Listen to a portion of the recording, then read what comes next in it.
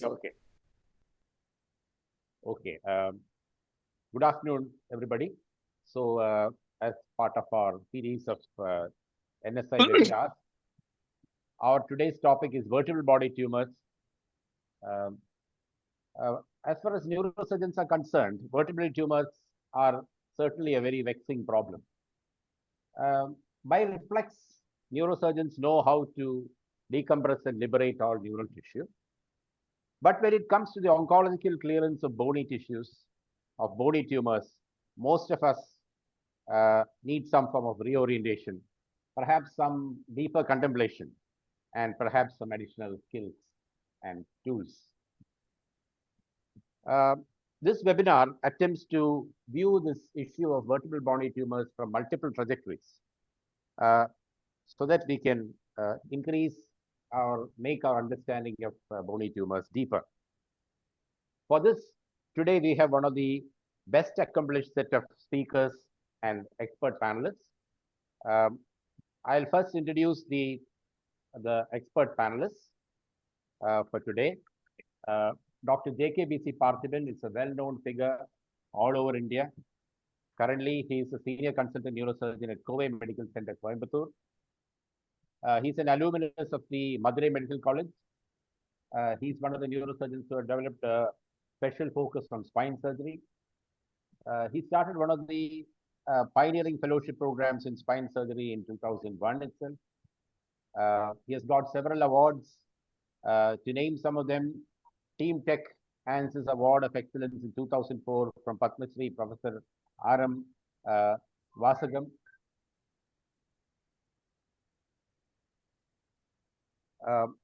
For innovation and engineering. The leading spine surgeon recognition from Professor H. Michael Myers and Synthesis at India Spine Vision 2007. Virtuoso Roundtable in New Delhi 2006. He has been honored by the Brazilian Spine Society of the 22nd Brazilian Congress of Spine Surgery in 2002. Besides his interest in spine, he's also one of the pioneering figures in making trauma a very important topic in India. Dr. Parthiban has made immense contributions in the evolution of the Neurotrauma Society of India. He has created major landmarks in several fields. To name a few, lateral mass fixation in subaxial spine, cervical spine in fractures, technique of ventral screw fixation in a rhabdoid fracture. These are all innovative techniques. Custom implant for cranial defects in head injury patients. There is 3D printing and how to customize each implant. Basal cystonostomy for traumatic brain edema. He also has significant work in stem cells, and he has also contributed in creating public awareness in brain death. He has served as the NSI executive member. He has more than 70 peer-reviewed publications. Dr. Parthiban was the member of the WFNS Spine Committee, and the committee in which he was the member could develop consensus on cervical spondylotic myelopathy. He is the founder member of the Neurospine Surgeons Association of India and is the current secretary of the organization. He has several innovative implants and to his credit, and several devices. He's also the founder member of many important organizations like Tamil Nadu Association of Neurological Surgeons and the Coimbatore Association of Neurological Surgeons. He has published several books which include the lateral mass fixation in spine, in cervical spine, anterior cervical discectomy and fusion, microlumbar discectomy, cervical spondylotic myelopathy, and OPLL, that is the WFNS Spine Committee book. And he is also writing a book on cystonostomy. He holds several editorial positions, including Journal of Spine Surgery, Indian Journal of Neurosurgery, Neurospine, Surgical Neurology International. Welcome to you, sir. We'll be calling you upon after the pathology talk to give your comments. The second panelist, expert panelist for today is Dr. Satish Rudrappa. Sir, join. Dr. Satish Rudrappa. Currently, Dr. Satish Rudrappa is Group Director for the International Institute of Neuroscience and Spine Care at Astor Whitefield Hospital. He did his MCH from NIMHANS and was awarded the best outgoing student. He later joined NIMHANS as a faculty. At this point, I had interacted with him as a student from Srichitra. He has fellowships in complex spine surgery from Detroit Medical Center, Detroit, Michigan. Thoracoscopic spine training from Barrow Neurological Institute, Phoenix, USA. Fellowship in microvascular anatomy, anastomosis at Henry Ford Hospital, USA. Fellow of the Royal College of Surgeons, Glasgow. He has taken several leadership positions, including he was the past president of the Neurospine Society of India, one of the most active spine society in India. He is also a visiting professor at Hokkaido University, Sapporo, Japan. He has held positions as a visiting professor in the Department of Neurosurgery at Louisiana State University. He's also an education officer of the AO Spine Asia Pacific Society. Satish Mitrapa is also one of the pioneers in image-guided surgery in India, both spine as well as brain. He has got several awards, including the Lee Foundation Award from Singapore. He has been honored by the Paul Harris Fellowship for his community service in upgrading primary health centers in Bangalore. He has got the Kambagowda Award of 2011. It's the organization Sukriya, which serves the economically weaker sections of the society. He has a community program called EPIC, which increases awareness, which targets at increasing awareness of epilepsy in the society. He's also an active Rotarian. Welcome to you, sir. And we will be calling you upon after the first talk by Madam, our pathologist. Now I invite my co-moderator, Dr. Kodiswaran. He's head of the Department of Neurosurgery at Kilpauk Medical College, Chennai, and a very active academician. I call him to introduce Dr. Jennifer, Dr. Annie Jennifer. Thank you, sir. Dr. Matthew, co-chair. Thank you, Matthew. Thank you for your introduction. You are very kind to me. Thank you, sir. Thank you, Dr. Matthew, my co-chair, NSI Webinar Committee. He's a very active person in neurosurgical academics. He's a head of the Neurosurgery Lisi Hospital. Thank you, sir. Now I'm going to introduce our first speaker, Dr. Annie Jennifer Prabhu. Professor of Pathology, has finished MBBS MD from CMC Vellore, and she has been the part of the Department of Pathology from CMC Vellore from 2004. Madam's special areas of interest, cytopathology and soft tissue and bone pathology. She has spent 2 years Department of Pathology and Cytopathology at Royal Adelaide Hospital in South Australia. And Madam has more than 50 national and international publications. Welcome you, Madam. Now it is over to you. Thank you so much, sir, for that introduction. Am I audible? Yes, Madam. Yeah, you're audible. Okay. So thank you so much for having me here. Dr. Matthew was the one who invited me. Thank you so much, sir. Shall I just start screen sharing? Yeah. Yes.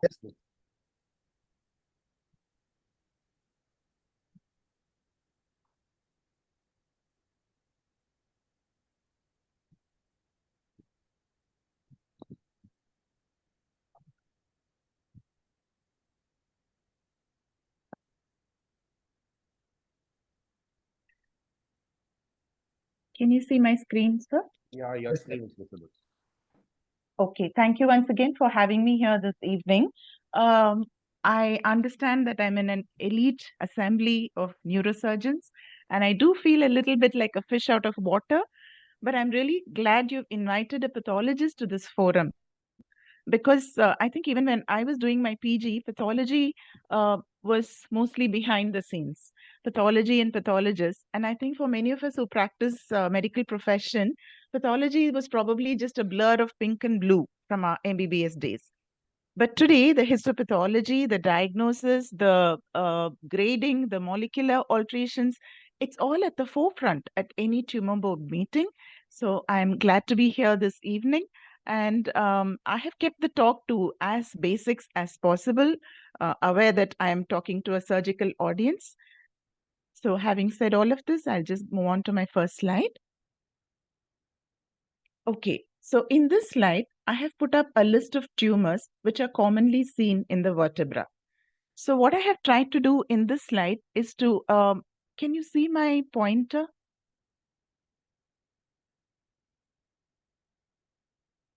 Yes, madam. Okay. So what I have tried to do is to point out the line of origin, the cell of origin of the tumors here. I have classified them as then benign and as malignant. So there is hemopoietic multiple myeloma, lymphoma, Langerhans cell histiocytosis, notochordal tumors, chordoma, osteogenic tumors. The benign one is osteoblastoma, the malignant is osteosarcoma. Vascular tumors, benign is hemangioma, the malignant is angiosarcoma. Then comes the giant cell rich tumors, of which aneurysmal bone cyst or ABC is more common than the giant cell tumor of bone. And last is the chondrogenic tumors, that is the osteochondroma, and then come chondrosarcoma and mesenchymal chondrosarcoma, and then the round cell tumors. This is just a list to point out the line of origin or the cell of origin. Now, in this slide, what I have tried to do is to put them in order of occurrence or the order of frequency in the vertebra. So it starts with metastatic carcinoma, then chordoma, multiple myeloma, osteoblastoma. So I have actually gone into the details of the entities in this particular order of frequency of how they occur in the vertebra.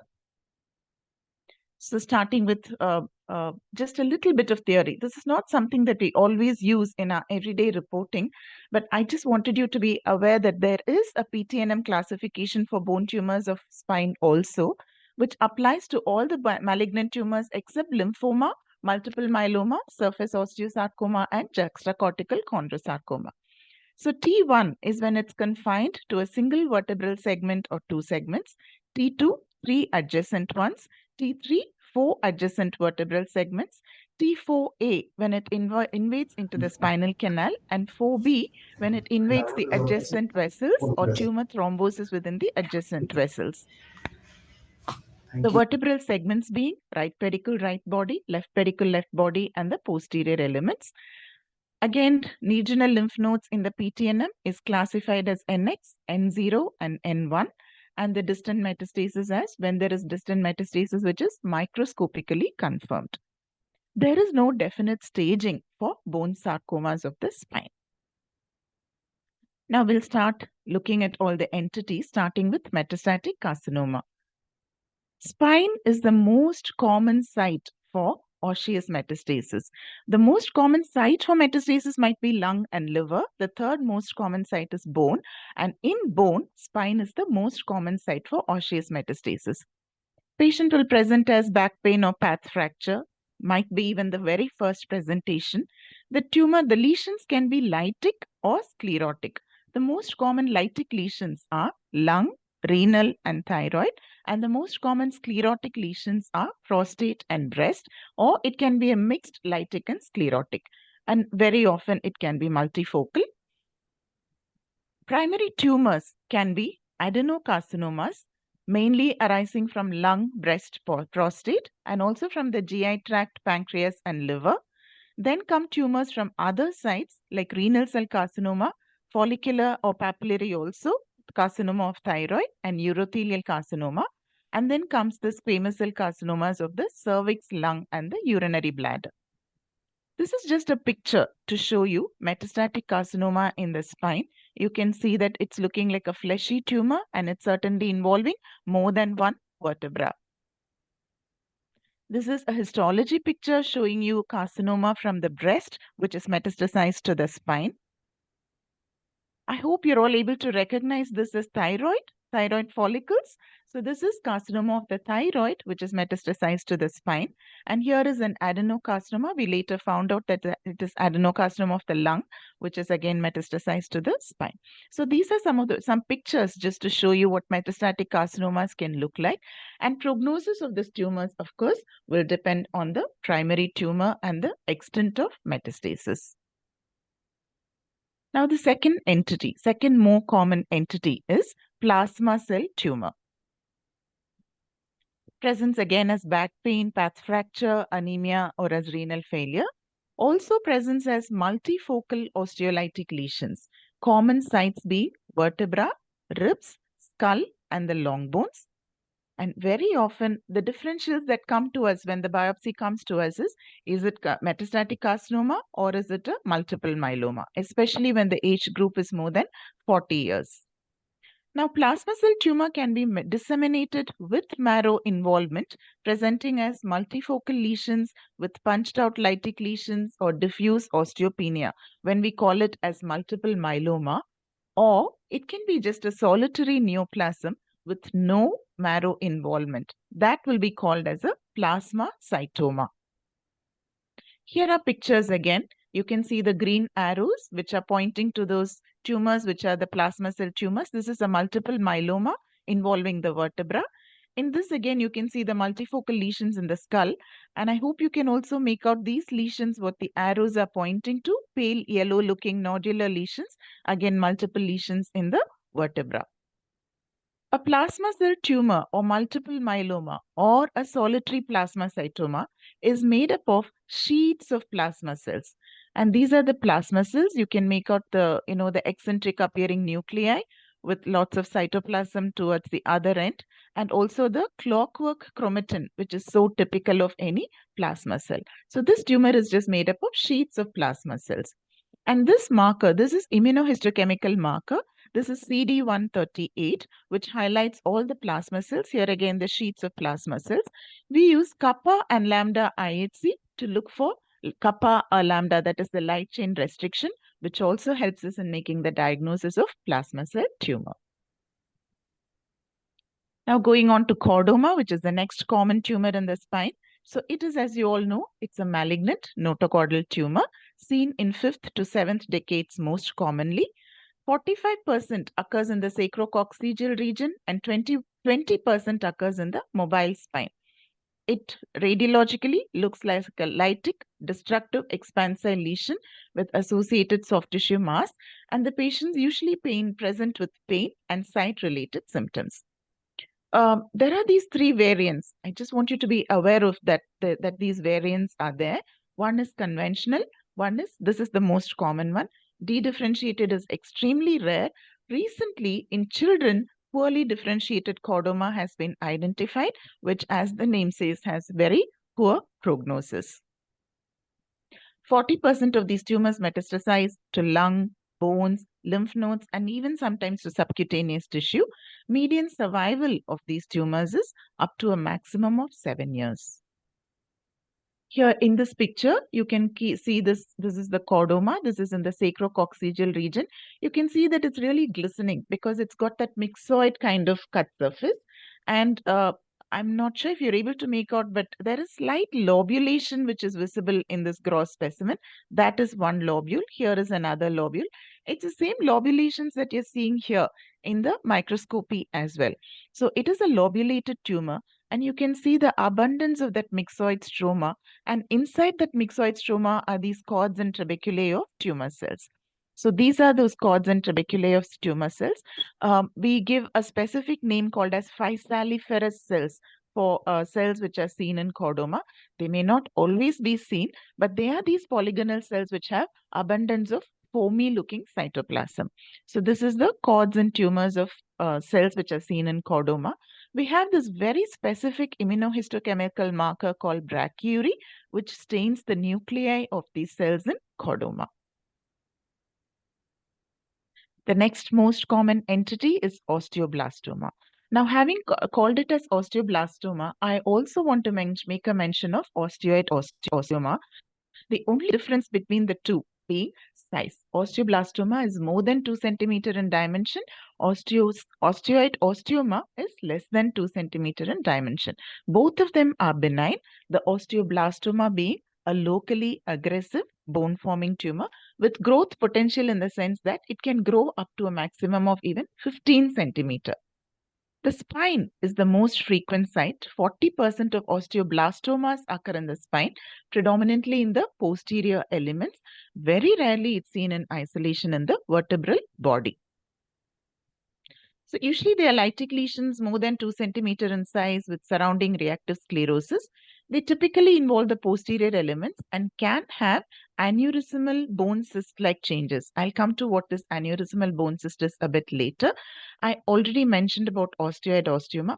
Both are benign tumors, the only difference being in the size of the tumor. Now, this picture is actually showing you osteoid osteoma.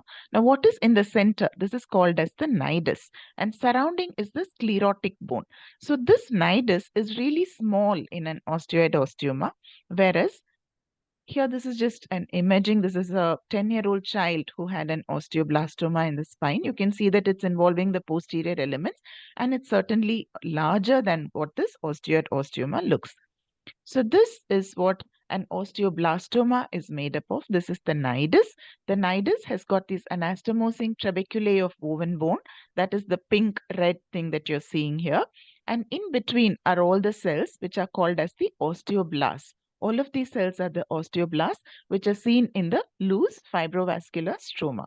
And occasional osteoclast giant cells also can be seen. So this is what makes up a nidus of an osteoblastoma. Osteoblastomas can show rearrangement of FOS in 87% of cases. Prognosis is good. Recurrence rate is 23% in curettage and 14% with en bloc excision. The difficulty comes when you send us small biopsies, and then the differential is osteosarcoma, especially if it's a large tumor and radiology is not very clear whether it could be an osteoblastoma or an osteosarcoma. So that is the significance of this tumor when it comes as a differential with osteosarcoma in small biopsies. Next is hemangioma. Hemangioma is a benign tumor in the bone, and it is composed of vascular channels, small or large caliber in size. Among the bone, hemangioma occurs in soft tissue sites and elsewhere also. In the bone, vertebral bodies are most commonly affected, and multifocal occurrence is frequent within the same anatomical region. Usually they are incidental findings, and at autopsy, it is identified in the vertebrae of approximately 10% of the adult population. Large tumors can cause pain, but most of the time it is incidental finding. Radiologically, it can be an expansile, well-demarcated mass containing fat and trabeculations. It has an excellent prognosis and has a low rate of local recurrence, but there is a variant called as epithelial hemangioma. This can be locally aggressive and keep recurring again and again. I didn't get a picture of this in the spine, so this is actually in the rib. So this is a hemangioma of the rib, and here you can see these are the bone trabeculae, and here you can see this massively dilated blood vessels which are very congested and filled with blood. So this is a hemangioma. It is a benign tumor. Next is aneurysmal bone cyst. This is also a benign tumor, and it has multiloculated blood-filled cystic spaces. 12 to 30% of ABCs can occur in the spine, involving the posterior elements of the vertebral bodies, or usually seen in the first 2 decades of life, can be lytic and destructive, but usually it is well circumscribed in the sense that it is always contained within the periosteum. It sort of has a blowout appearance on radiology, but it's not an infiltrative tumor. It is contained within the periosteum. So there can be ABC-like areas in other tumors which have undergone hemorrhagic and cystic change, especially in tumors like giant cell tumor of bone and an osteoblastoma. Secondary ABC-like changes can be seen. But ABC itself as a primary tumor is a neoplasm because it shows rearrangements of the USP6 gene. Recurrence rate after curettage is high, 20 to 70%. The differential diagnosis sometimes can be again telangiectatic osteosarcoma, which again has a lot of blood-filled spaces in an osteosarcoma. GCT also can be a close differential for this tumor. So here is you can see all these cystically dilated spaces here, multiloculated cystic spaces which are filled with blood. On histology, you can see again these large multiloculated cystic spaces. During processing, the blood inside can get lost. Here in 1 or 2 spaces, you can still see the blood, but sometimes the blood can get lost in processing. And the in-between spaces is made up of these spindle cells, osteoid, woven bone, giant cells, etc., which is what you're seeing here at the periphery. So this is an aneurysmal bone cyst. Coming next to chondrosarcoma, there are 2 types of chondrosarcoma. One is the conventional one. The other one is called as the mesenchymal chondrosarcoma. Mesenchymal is little more common. than the conventional chondrosarcoma. Conventional itself has 3 grades, 1 to 3, usually seen from the 3rd to 6th decade of life. It is a locally aggressive hyaline cartilage producing neoplasm which arises in the medulla of the bone. It is lytic with geographical destruction and popcorn calcifications. I'll show you that in a minute. And it's treated mainly with surgical excision and negative markings. Chemotherapy does not work for chondrosarcoma, and appendicular tumors have better prognosis than the axial tumors. So here you can see imaging of the chondrosarcoma, and here also you can see how it is arising from the vertebra. This is again from the rib. This is not from the vertebra. This is from the rib. You can see this really large tumor with a very glistening and a lobulated appearance. So each of these lobules is made up of hyaline cartilage. Here you can see the host bone, which is permeated by the tumor, which is made up of lobules of cartilage. So this is the conventional type of chondrosarcoma. The other type is the mesenchymal one, which is completely different because this is a very high grade, malignant, primitive looking tumor, but it also has this well differentiated organized hyaline cartilage. This occurs in the 2nd and 3rd. So it is actually older children and young adults usually have this tumor.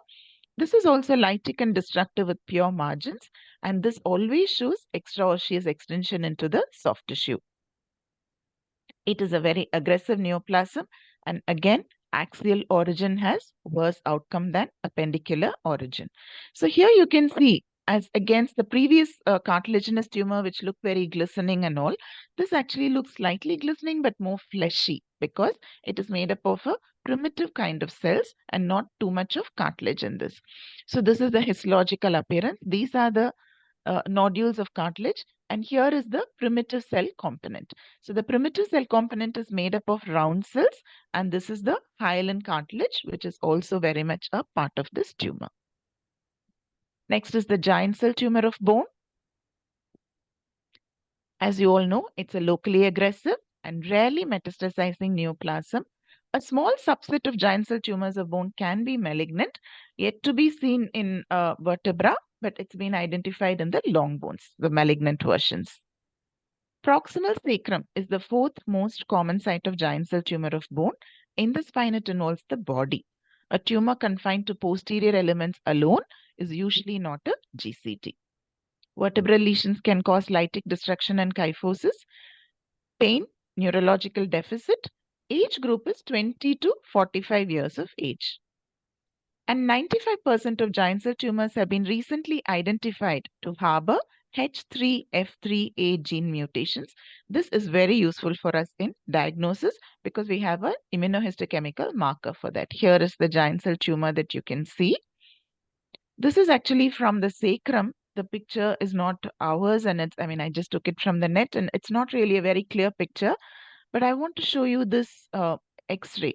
This is what we usually call as the soap bubble appearance, which is usually seen in giant cell tumors of bone, which is an expansile, eccentric, lytic lesion with all these in-between septations, giving it a soap bubble-like appearance. And this is in the long bone. I just wanted to show you how it can be very cystic and also solid with a lot of hemorrhagic areas, and how it reaches up to the epiphyseal articular region.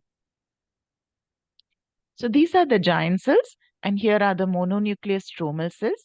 The neoplastic component is actually these small mononuclear stromal cells. It's not the giant cells which are neoplastic. Giant cells are just there, and these are the stromal cells which are neoplastic.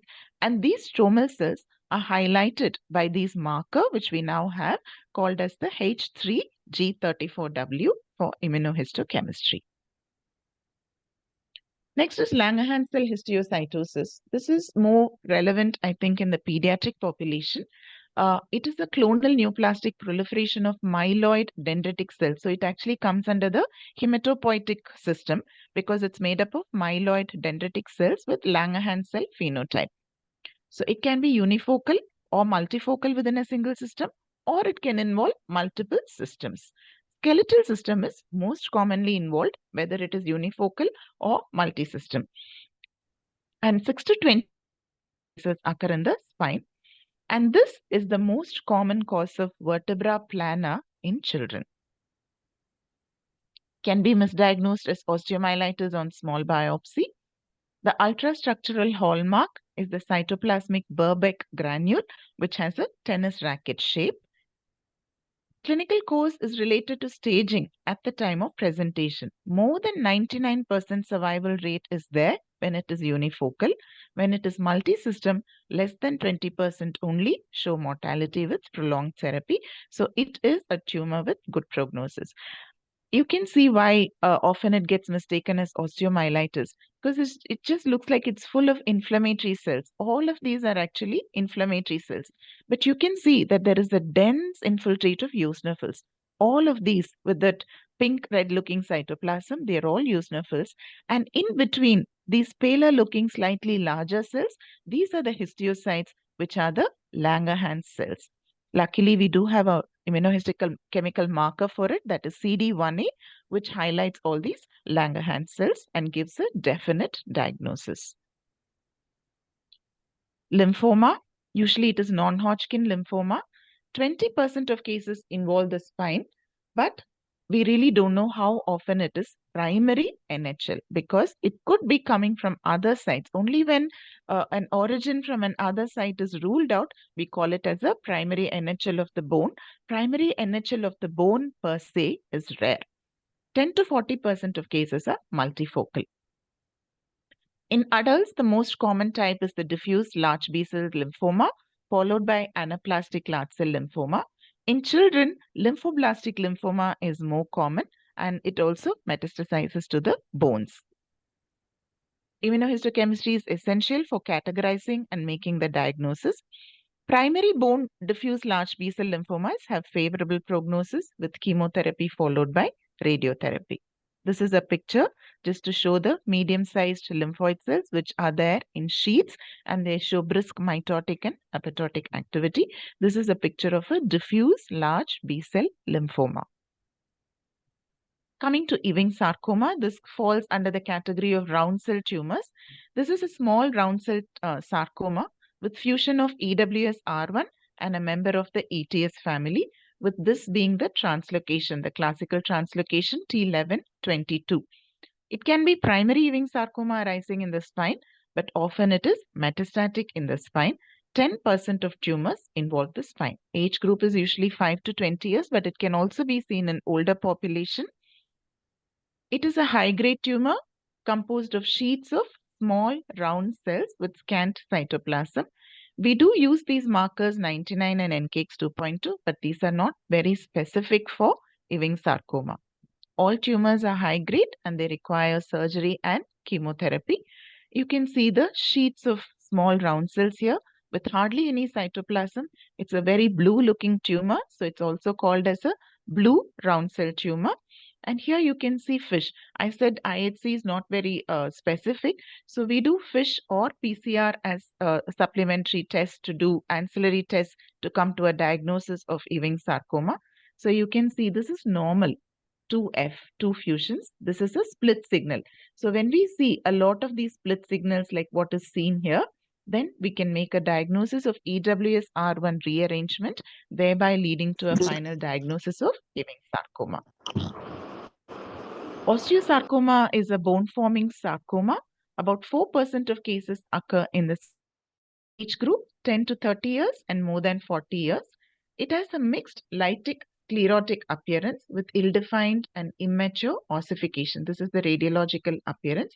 4% only occur in the spine. Staging is based on intraosseous and extraosseous extension and size. Pre-op neoadjuvant and post-op chemotherapy are required. Metastatic disease or recurrent disease have a very poor survival rate, less than 30%. It becomes a close differential for osteoblastoma, like I mentioned before, when it is a small biopsy. I'm sure you'll all be able to explain this radiology better, but I think there is this tumor here involving the body and also the lamina and the pedicle here. And here you can see the tumor, which is involving the pedicle and the lamina. But I wanted to show you what it usually looks like in a long bone. It usually occurs in the metaphysis. It's a very fleshy looking tumor, can have some hard areas if there is lots more of bone component in it. But here you can see this is the spindle cell component which makes up this fleshy area in the gross picture. So it is a spindle cell sarcoma. You can see all these very pleomorphic looking spindle cells, and you can see these are the neoplastic bone which has been formed by these malignant spindle cells. So here this bone that is formed by the malignant spindle cells is what is giving it the name as osteogenic sarcoma. Coming towards the end is the other bone metastasis. I said metastatic carcinoma is very common in the spine. The other tumors which can metastasize to the spine include melanoma, lymphoma, neuroendocrine tumors. In children, Ewing sarcoma, neuroblastoma, and osteosarcoma. Prognosis, of course, will depend on the primary tumor and the extent of metastasis. The very last entity I wanted to talk about is osteochondroma. This is very rare in the spine. It is a common benign bone tumor overall, but in the spine it is very common. But you can see this X-ray here where this is one of our own patients, this large osteochondroma which you can see here.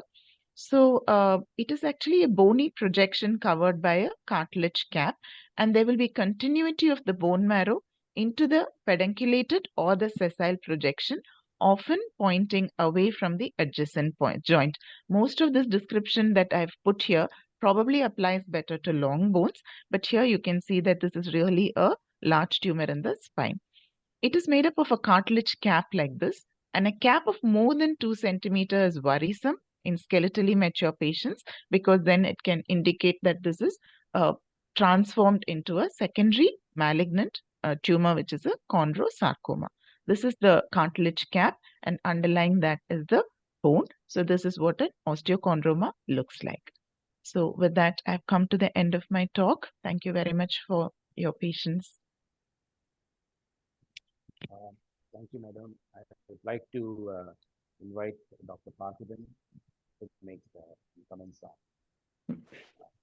Thank you, Dr. Annie. It is excellent exposition of this pathological because as neurosurgeons, right, after the surgery, only many times we know there is a pathology here and what pathology.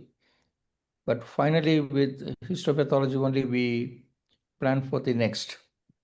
Now, with the advent of this tumor board concept, where we have in many of our hospitals now, there's an excellent interaction with the tumor board and the pathologist. So that makes the work much easier. Now you have enumerated so many beautiful slides. Actually, very honestly speaking, the present day neurosurgeons are not seeing the slides, but they just they have a discussion.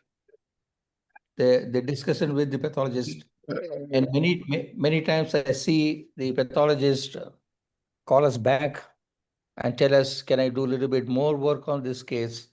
Can you wait what to do next, right? That is the one point I really like at the present juncture. Initially, we get one suspicious diagnosis, and then the next, after that, you redo that, and then you get more investigation like immunohistochemistry and redefine the pathology. When we redefine the pathology, our concept of the whole treatment changes. So pathology is becoming the most important structure next to the surgery. I can't say next to surgery sometimes, because as practical speaking, I find the pathologist is becoming the core person who gives the direction first. I want also Satish's opinion on this, because initially as a surgeons, we are called for some specific symptoms and signs. But then after the pathologist decide on, then the whole thing changes. The complete board changes, the views, the next treatment, and everything changes. Thank you. Yeah, thank you, Parthiban. Unfortunately, I'm stuck in the Bangalore traffic. Can you hear me? Yeah. Yeah. So it is a fantastic pathology presentation, madam. As Parthiban said, uh, yeah, I do quite a bit of tumors. Every tumor, whenever the patient comes with the symptom, the first thing we see is the radiology. With the radiology, we normally sit with the radiologist, come to some kind of a conclusion where it's originating from and what could be the primary pathology. And as you enumerated, and I will, the beauty of the vertebral tumor, I'm not talking about the metastasis, is the primary tumors are, depending on the age, you will have a different presentation. As Madam mentioned, in a pediatric population, it is between the age of 5 to 12. You will always find the commonest is LCH and eosinophilic granulomas. And most of these things involves the body compared to the other tumors which are there. If you go between the age of 12 to 18 years, you will see more of the benign tumors which originates in the posterior column, mainly in the spinous process, lamina, and the pedicle, which are usually the osteoblastoma and and enchondromas or osteochondromas. These are benign things. And between the age of 25 to 40 are the tumors which are usually the hemangioma you can see in every age. The commonest presentation of the hemangioma appears between the 25 to 35 years, and especially in females, because of the involvement of the estrogen. Some of these hemangiomas present more rapidly during the uh, pregnancy. And most of these patients also complain during the mid-cycle. They will have the presentation of more pain in these patients. So, and the primary other tumors like the chordoma, chondrosarcoma, and osteosarcomas usually appears after the age of 45 to 60 years. So, based on the age and the elements of the spine involved, now we always sit with the radiologist, and first discussion goes there, because as Parthiban said, tumor board is the key before touching the patient also. So any patient who comes in, very rarely, unless they have the neurological deficit of the cord involvement, we don't admit as in these patients.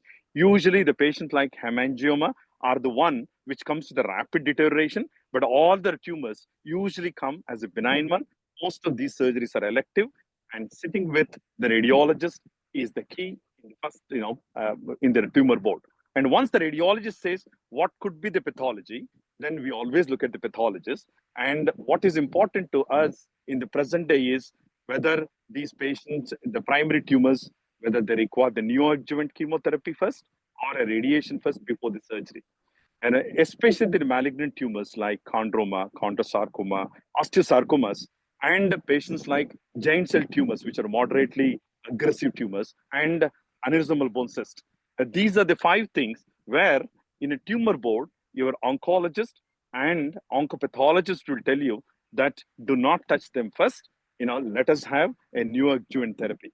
Luckily, in my practice, where I started long ago, nearly 30 years ago, doing this vertebrectomies, where I was young, I was very aggressive in doing these things. The number of the total vertebrectomies has significantly come down to me because of 2 reasons. One is neoadjuvant chemotherapy, especially immunotherapies, and the second is the invention of the radiosurgery. So when these 2 things are there, the highly morbid, these tumor vertebrectomies, it is still I'm doing, but has come down significantly. So that's how a radiologist, a neuropathologist, or an oncopathologist, and an intervention radiologist who will give me a right kind of the biopsy, to the pathologist and to us before we go for the surgery is mandatory in these patients. So in that way, as Parthiban said, the radiology and pathology comes first, intervention neuroradiologists come third, and then comes our role before we go to radiation therapist in most of these tumors. Anything else, Parthiban?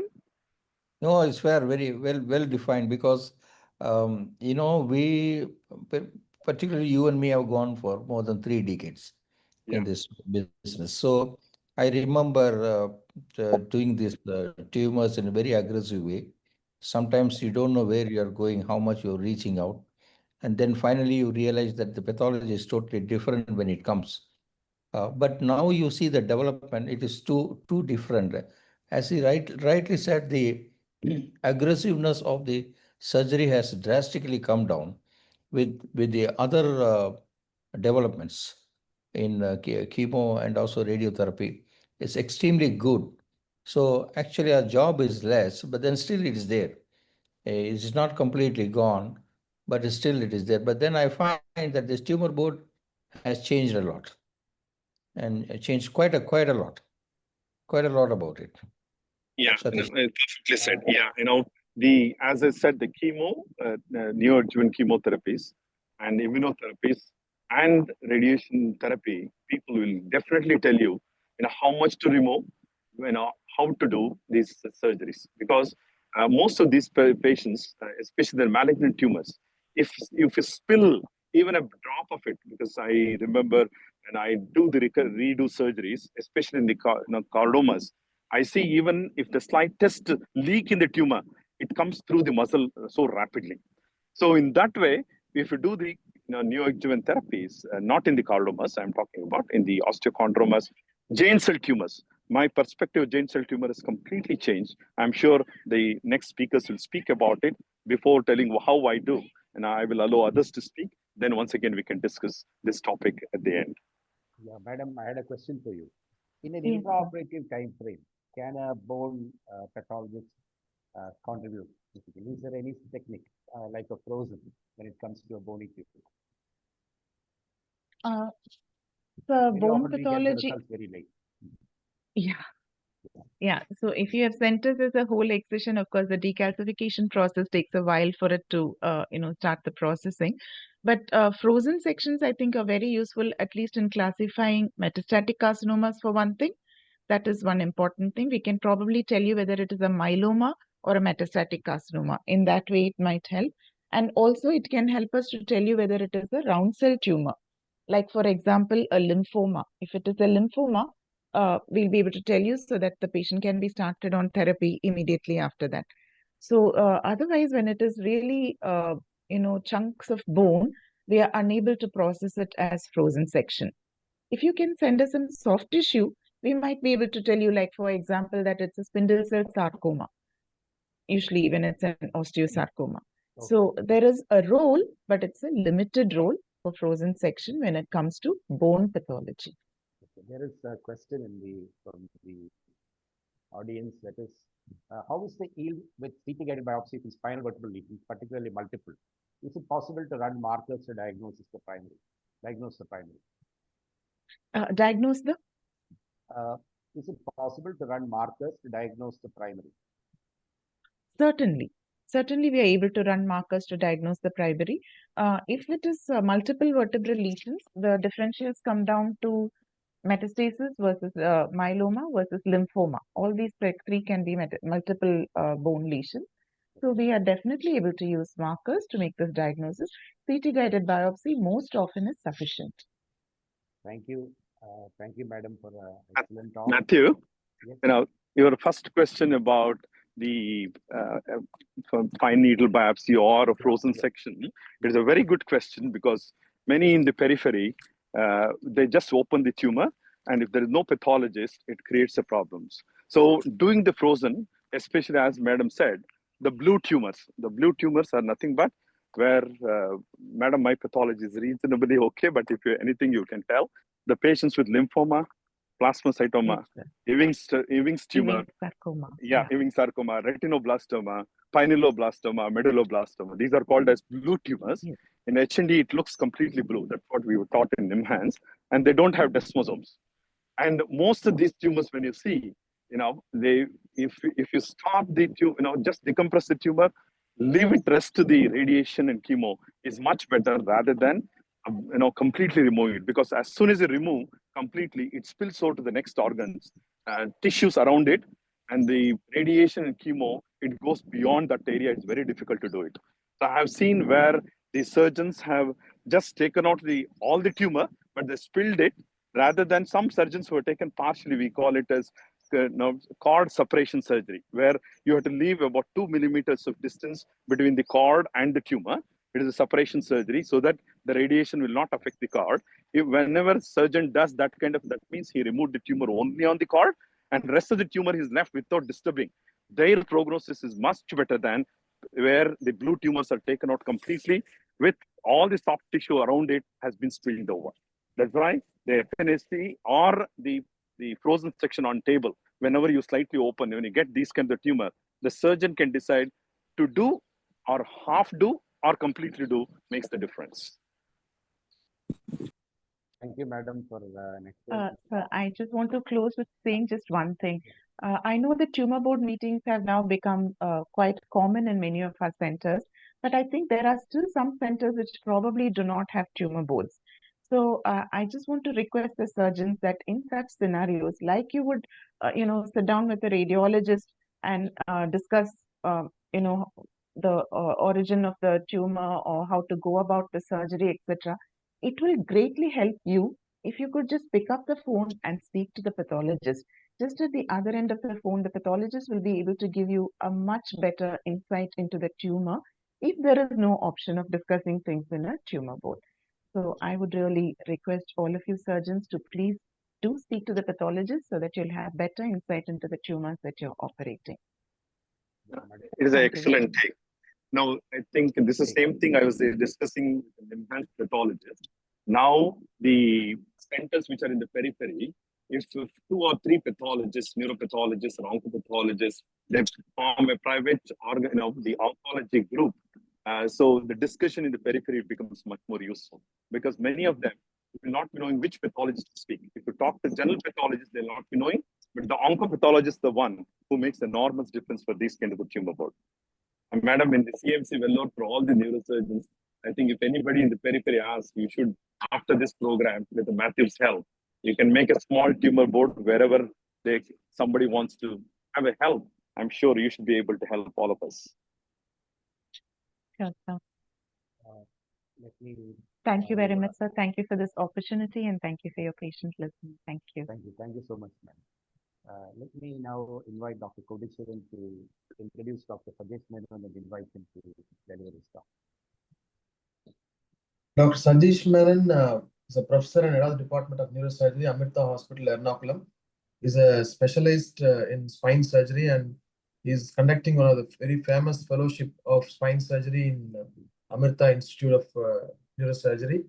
And he's a faculty of AO Spine India and faculty National Board of Examination, member delegate Board of AO Spine India, and also he's a course chairman for various courses like JJ Amrita Spine Course on lumbar disc, Amrita Medtronic PG training course. And also he was the past president of NSSA 2018-20. He has published various papers and publications to his credit. I welcome you, sir, to deliver your talk. Thank you very much. I try to share my screen.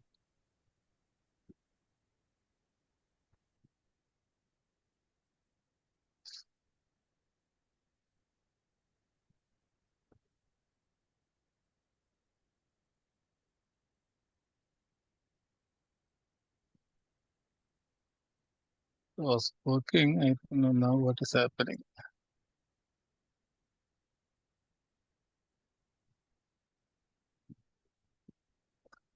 Okay. Yeah, you're visible. Your screen is visible. Okay. Yeah. At the onset, I just want to thank the organizers, especially Dr. Matthew for inviting me and Dr. Kodisharan giving a good opening statement. And thank Madam also because that will make my presentation much more easier. So this before starting, I discussed this with Dr. Matthew about what to say, which are the topics to be included. He said everything should be included, including metastasis. So I had to add that too. So I'm sure that I will not be able to finish it in time. So if there is any requirement for me to stop, the chairman or the moderators can do that. So the tumors of the vertebral column can come from three places. One is the primary tumors, as we all know. Second is secondary metastasis, and third is a local invasion. That means the tumor is coming from the nearby structures like a pleura, sometimes from the thyroid, and some abdominal organ like a kidney, and all invading into the spinal column and compressing even can compress the spinal cord. Okay, so the incidence varies, and it is benign tumors comes only up to 10% of the 10%, and most often 70% of them are primary benign primary tumors. The management rest are metastasis.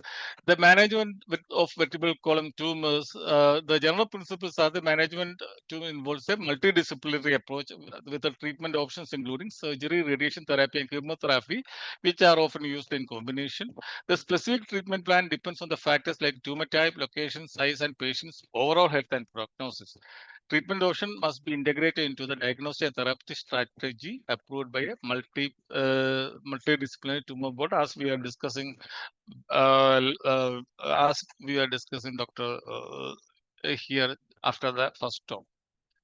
A diagnosis, as you can also can say, that can be made from a radiograph, even plain radiograph, computer tomography, myelography, magnetic resonance imaging, and positive emission tomography. At least you need a CT and a MRI MRI for the to know the neurostructures, and a CT for the osseous structure before starting anything before as a workup. Then the treatment, I am directly going to the surgical treatment. The general principle of primary tumor is the surgical excision. The main indication of surgery is for the tumor control, decompression of spinal cord, and restoration of the mechanical stability. However, the procedure goal differs with the type of tumor. Primary tumor removed with a curative intent, while the metastasis, most often we have to do it for palliative reasons. So before getting into to the theater, a pathology report is essential for to define the therapeutic strategy.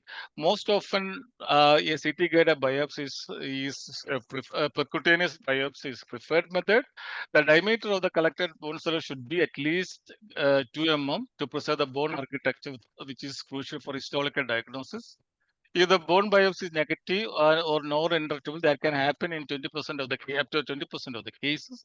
A new biopsy must be discussed potentially using a different target than the first one, and the surgical biopsy can be considered as a last option, and the frozen section is one of them.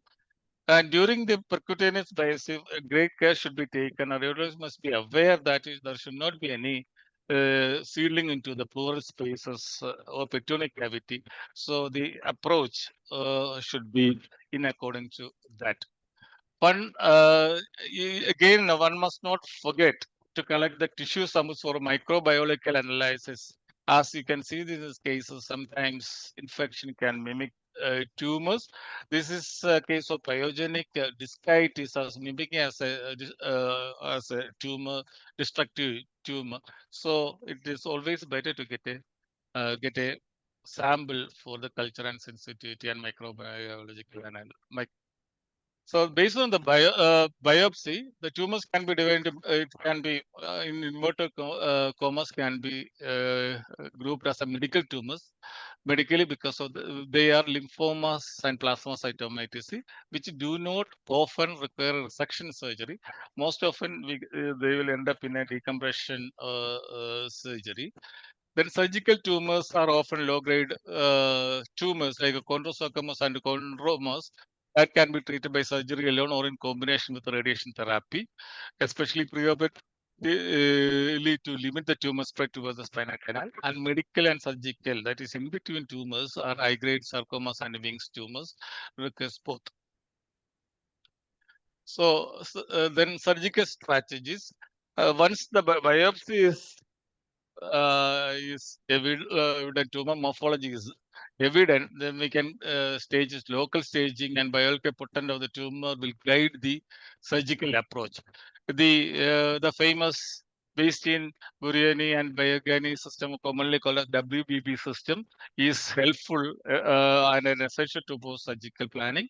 Principle for the treatment of the long, it was initially introduced for a primary bone tumors of the long bones, and which was adapted by Enicki. Which was adapted by WB system and is called for the colleague for the spine. It is essentially like this. It is divided into 12 quadrants or 12 divisions, and there is a 5 concentric layer. The A is soft tissue, then uh, B is the interosseous superficial bone, C is the interosseous deep, then extradural is D, E is the intradural. And in cervical spine, they include F also because of the to include vertebral arteries as well. And once that is done, then they have standardized 6 different approaches for the tumor removal. There can, and according to the location of the tumor that is shown in this picture that we will discuss later.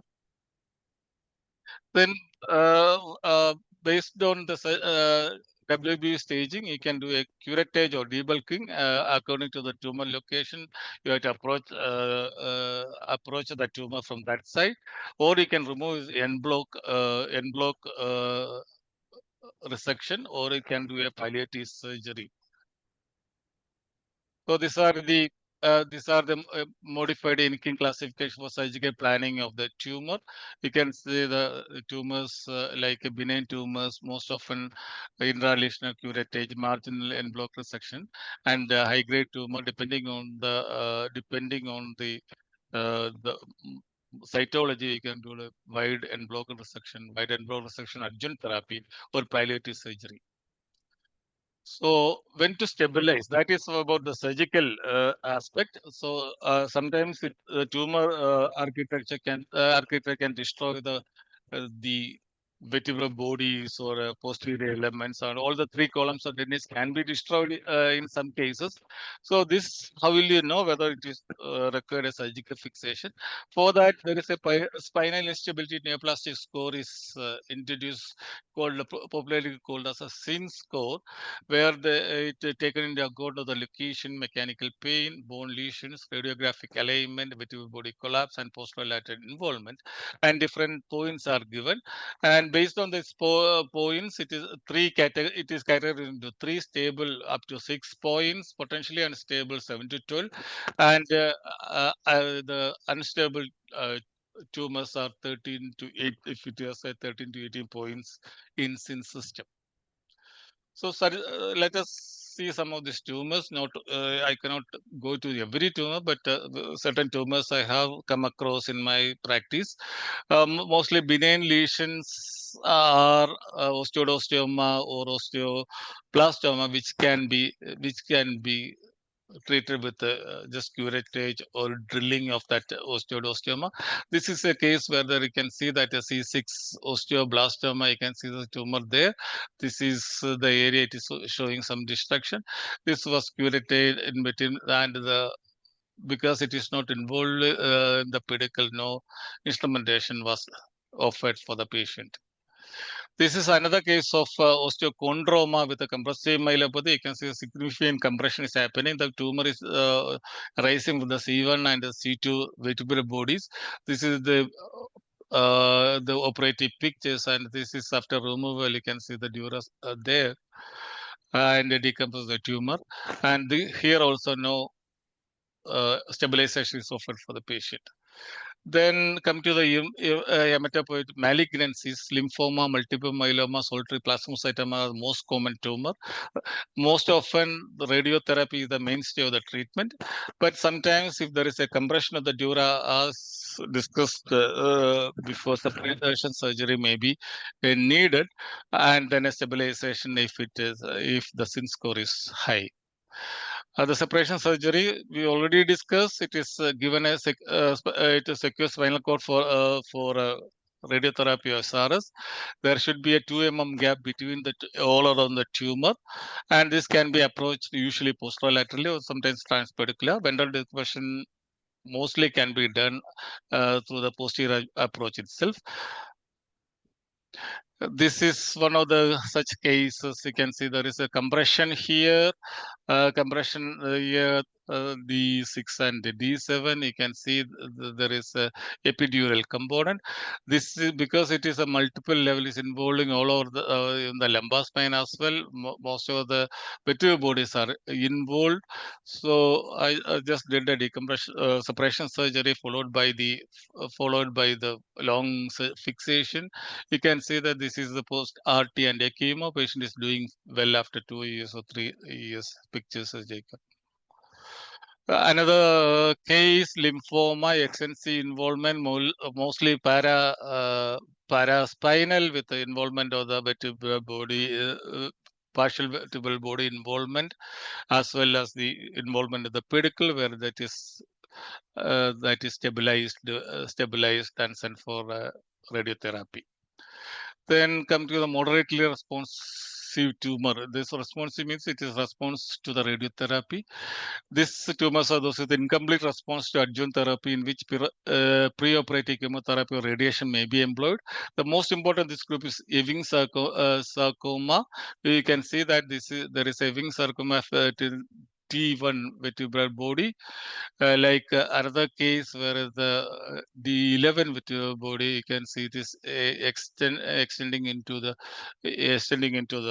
epidural space and compressing, as well as the paraspinal extension, which was taken. The bone was so soft, so I do a fixation as well.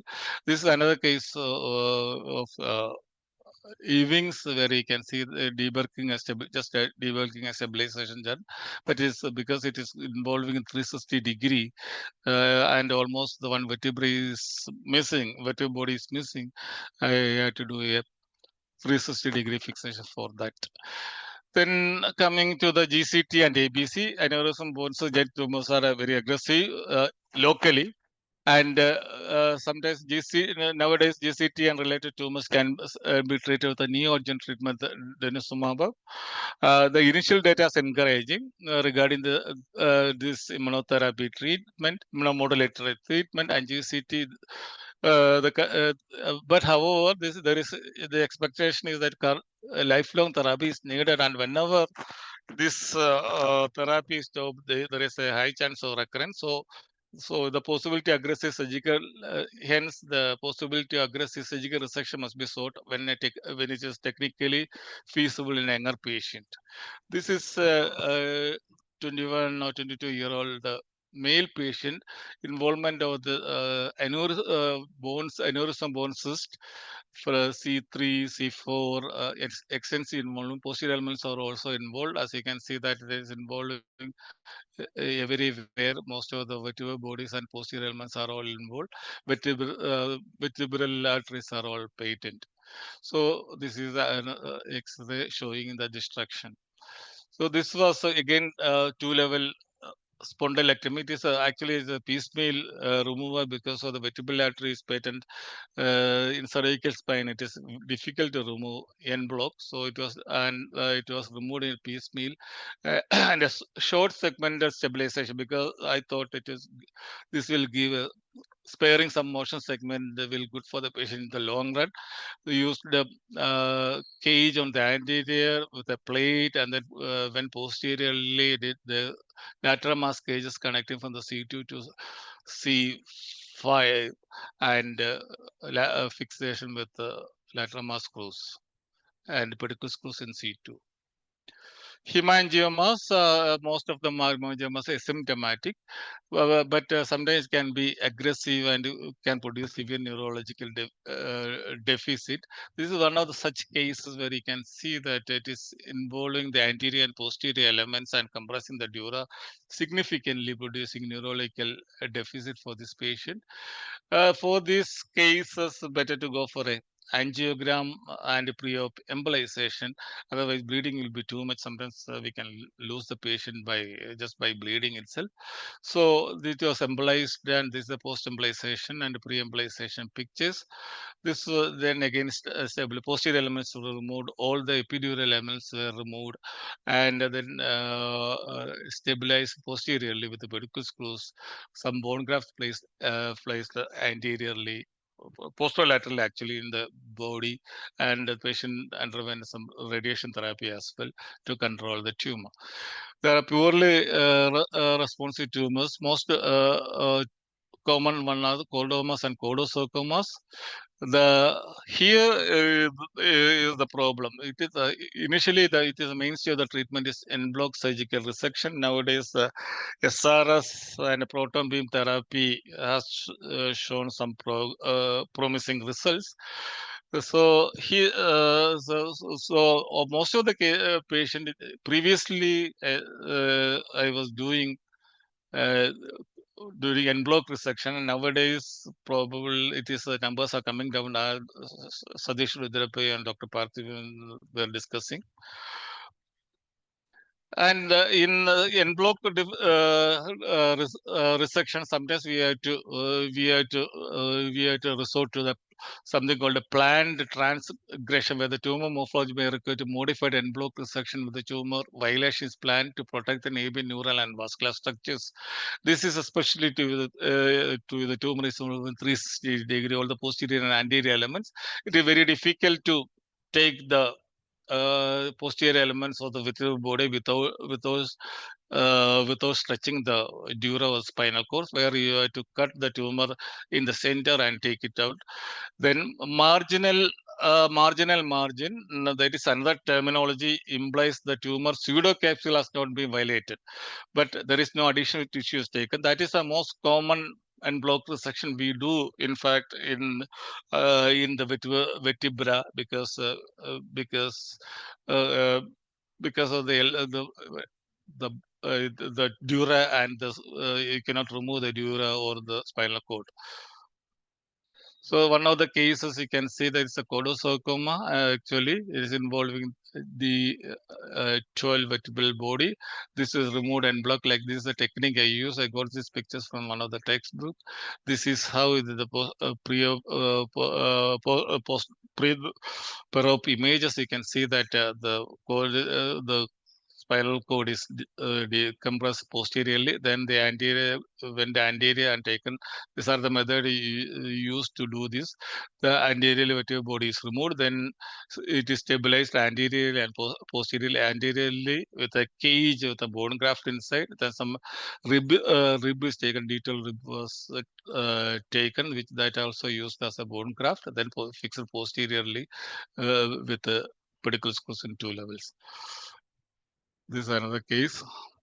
This is another case where this is a piecemeal removal because it's already fractured and extending into the surrounding paraspinal muscles as well. So it is basically a decompressive surgery where the en bloc resection was not tried. Another case, benign hemangioma in a young boy, is around 16 years with extensive mold like this.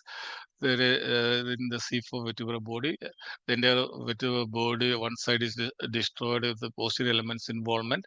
This was the appearance in the anteriorly. We can see that it is a very vascular tumor. You can see the tumors, the engorged veins. It is very. I didn't do I didn't expect this much of vascularity actually, so didn't went for a angiogram.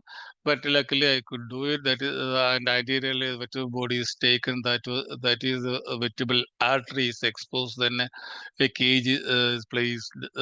Cage with the bone graft is placed, and over which a plate is used. Then patient was turned prone, and then posterior elements were removed, and the entire posterior elements removed, all the tumor.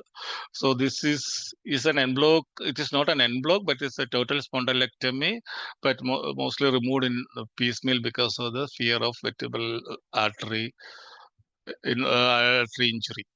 So this was again a short segment fixation, taking the account of the age of the patient, and this is a fixation. Use the lateral mass cages here to support posteriorly, and anteriorly there is already a cage where the plate is already placed, and the posteriorly after the cage there is lateral mass screws were placed and stabilized it.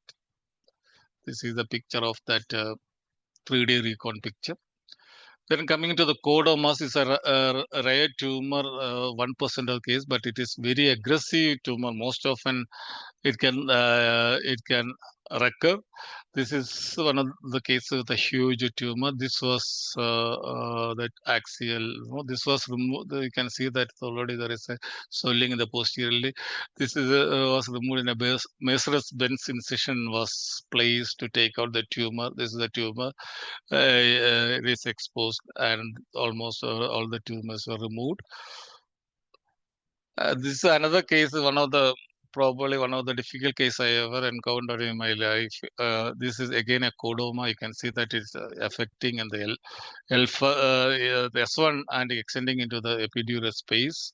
Huge tumor. This operator, this is removed in piecemeal. Because patient was not ready for any deficit, so I had to do in a piecemeal manner.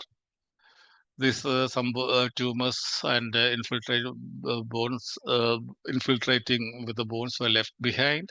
This was fixed with the iliolumbar fixation. In 2005, it was okay. In 2007, she came with a recurrence, and it is extending upwards into L3 area. You can see that tumor is involving the L3 vertebral body as well. So this was again the excision of the tumor. In 2009, again she came back with a huge extension with the paraspinal involvement. The patient were tired of this surgery. The radiologists were also refused to give any further radiation because she underwent radiation twice or thrice in between. And me too also were not very keen on surgery. So no surgery was offered, no radiation was offered to the patient. Patient was also not willing for any surgical procedure. This later, after some time, she came after a year or so. You can see that it is getting into the abdominal cavity. All the abdominal cavity were filled with the tumor, and there was a sinus coming out. Some of the tumor was coming out through this big sinus. So she was referred to the palliative pain and palliative services. He had a lot of trouble with abdominal obstructions and so on. So now finally expired. This is the case, and this one I always keep in mind whenever I do this nightmare. Actually, these are the common primary tumors which are feasible treatment. But we all discussed most of this. Now we are coming to the metastatic lesions. I will run through it very fast. These are the areas procedure most common, followed by breast and thyroid and kidney and pancreas. Thoracic spine is most commonly affected. The surgical goal is generally palliative, which is to reduce the tumor mass, prevent neurological deficit, reduce pain, and improve survival and quality of the life. There are several classification systems are introduced for a decision making in metastasis to Kyosho, individual tumor grading system like Bohr, Radius, Lindington for each tumor like prostate, like that. And spinal instability, instability neoplastic since is also there for deciding about the fixation part. Then recently principal basis system norms, LNOP systems are introduced. So we'll give you. I'm not going to do all this because of want of time. So there are indication for surgery as spinal instability the circumferential epidural tumor, radioresistant tumor like sarcomas, and occult primary tumor.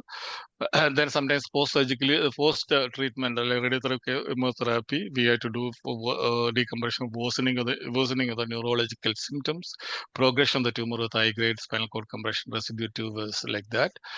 Mostly we do a decompressive laminectomy, then posterior instrumentation if there is progressive instability. Rarely go the anterior transcavitous posterolateral approaches, and vertebral body reconstruction also very very rarely be undertaken for the metastasis, except for a primary is controlled and there is only a single metastasis. Maybe we can try this en bloc resection. That also not very commonly done nowadays because of the invention of radiotherapy and SRS. Then minimally invasive stabilization can also be tried for this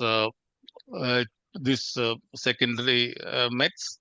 Bone cement can use for stabilizing, stabilize the spine, and if you need, you can fixation, particular fixation can be added upon if you still feel that it is not a sucal, because here what happened was the one side the cement was not going, so I had to I had to do a posterior fixation as well for this patient.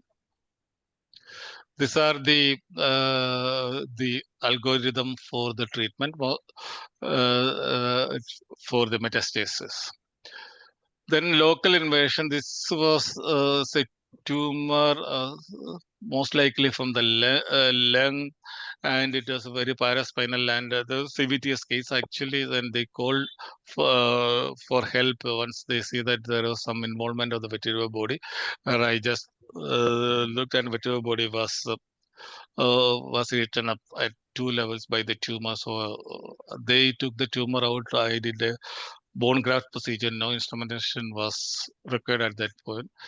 However, this patient, you can see that this is a boy from Ethiopia. He came with this. You can see that there is scalloping and thin vertebral bodies as well. Vertebral body is sometimes almost fully gone.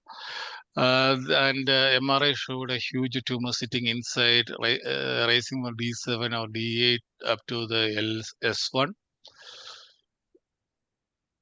This tumor was removed because there are two problems here. One, vertebral bodies are not there. A patient is coming with a kyphosis and scoliosis. He was not able to walk. There is a foot drop also. So the tumor was removed. The dura was not seen. Most of the tumor was coming out of the dura after laminectomy. We did initially a temporary fixation by tumor removal. Then you can see the dura was opening, so much of bleeding was also there. Then I fixed with the low segment fixation, because only angles we got here and here. In between there was no pedicle were available for the pedicle screw fixation, because it's a long segment fixation. We use Codri rod arrangement with a lot of interconnectors and connectors for the stability, and so far patient is doing very well. This is the pre-op and post-op pictures of that patient. So in conclusion, decision-making process of patient with spinal tumor is challenging and require multidisciplinary approach. Recent advancement in the radiotherapy and surgical techniques have markedly improved the clinical outcome of the patient. So thank you very much thank you for a patient hearing. Thank you, Dr. Sajesh Menon. We'll have discussions at the end of all surgical talks. I'd like to invite Dr. Kedar Devgaonkar. He's an orthopedician with special interest in oncospine, and he's done his MS orthopedics from PGI Chandigarh. He has done his FRCS and has a certificate of training from UK. He has spine fellowships from Minneapolis, USA, and as well as from Nottingham, UK. He is a consultant spine surgeon in QMC Nottingham in 2014, in Hinduja Hospital, Mumbai, up to 2020, and presently he's working in Dinanath Hospital, Pune. He's been working there since 2020. He will today undertake a case-based discussion on spinal bony tumor. Over to you, Dr. Kedar. Thank you. Can you hear me? Yeah, you're audible. Yeah. So thank you for the opportunity to present a few cases which involve ortho-oncology. I will just share my screen.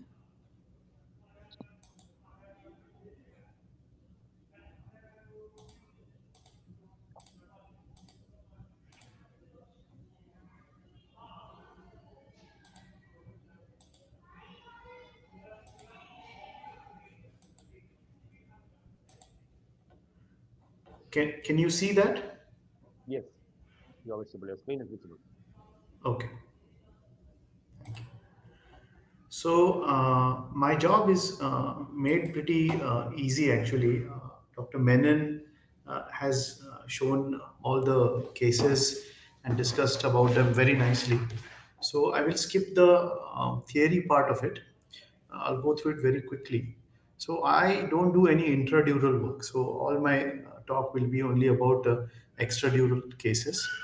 Uh, and as Madam has said, malignant or benign lesions are there. And most commonly, thoracic spine is involved, but other cervical and lumbar also have fair share of the tumors. So most of these patients, a lot of them present with neurodeficit. And then the real question is, have we got time to investigate? Initially, imaging will show a tumor, but if the patient has already got a dense neurodeficit, then we don't have time to investigate, and then we just have to do the emergency procedure first. But if the patient comes in OPD setting without neurodeficit, then we have liberty and time to really investigate what this is, and then there's a potential cure possibility. So, in my dictum, never rush into operating a potentially neoplastic spinal lesion, especially if there is no neurodeficit.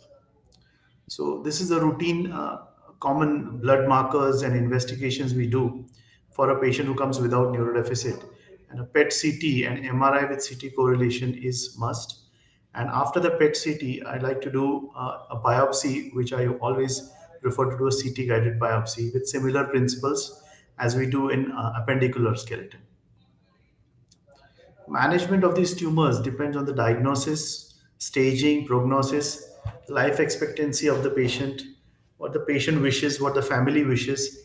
Financial considerations also have to be taken into account, and whether hospital has got an oncology focused team and whether the expertise to do the surgery is available in that particular setting. So, having given you a brief idea of the thought process behind these tumors, I will just go through a spectrum of cases, starting from benign first and then going to more and more malignant at the end. So, this is a case of a 16-year-old male patient who presented with back pain for 9 months duration. And he presented with a mild, partially correctable scoliosis because of the pain. He had been treated outside with a presumptive diagnosis of tuberculosis also, as his ESR and CRP was mildly laced.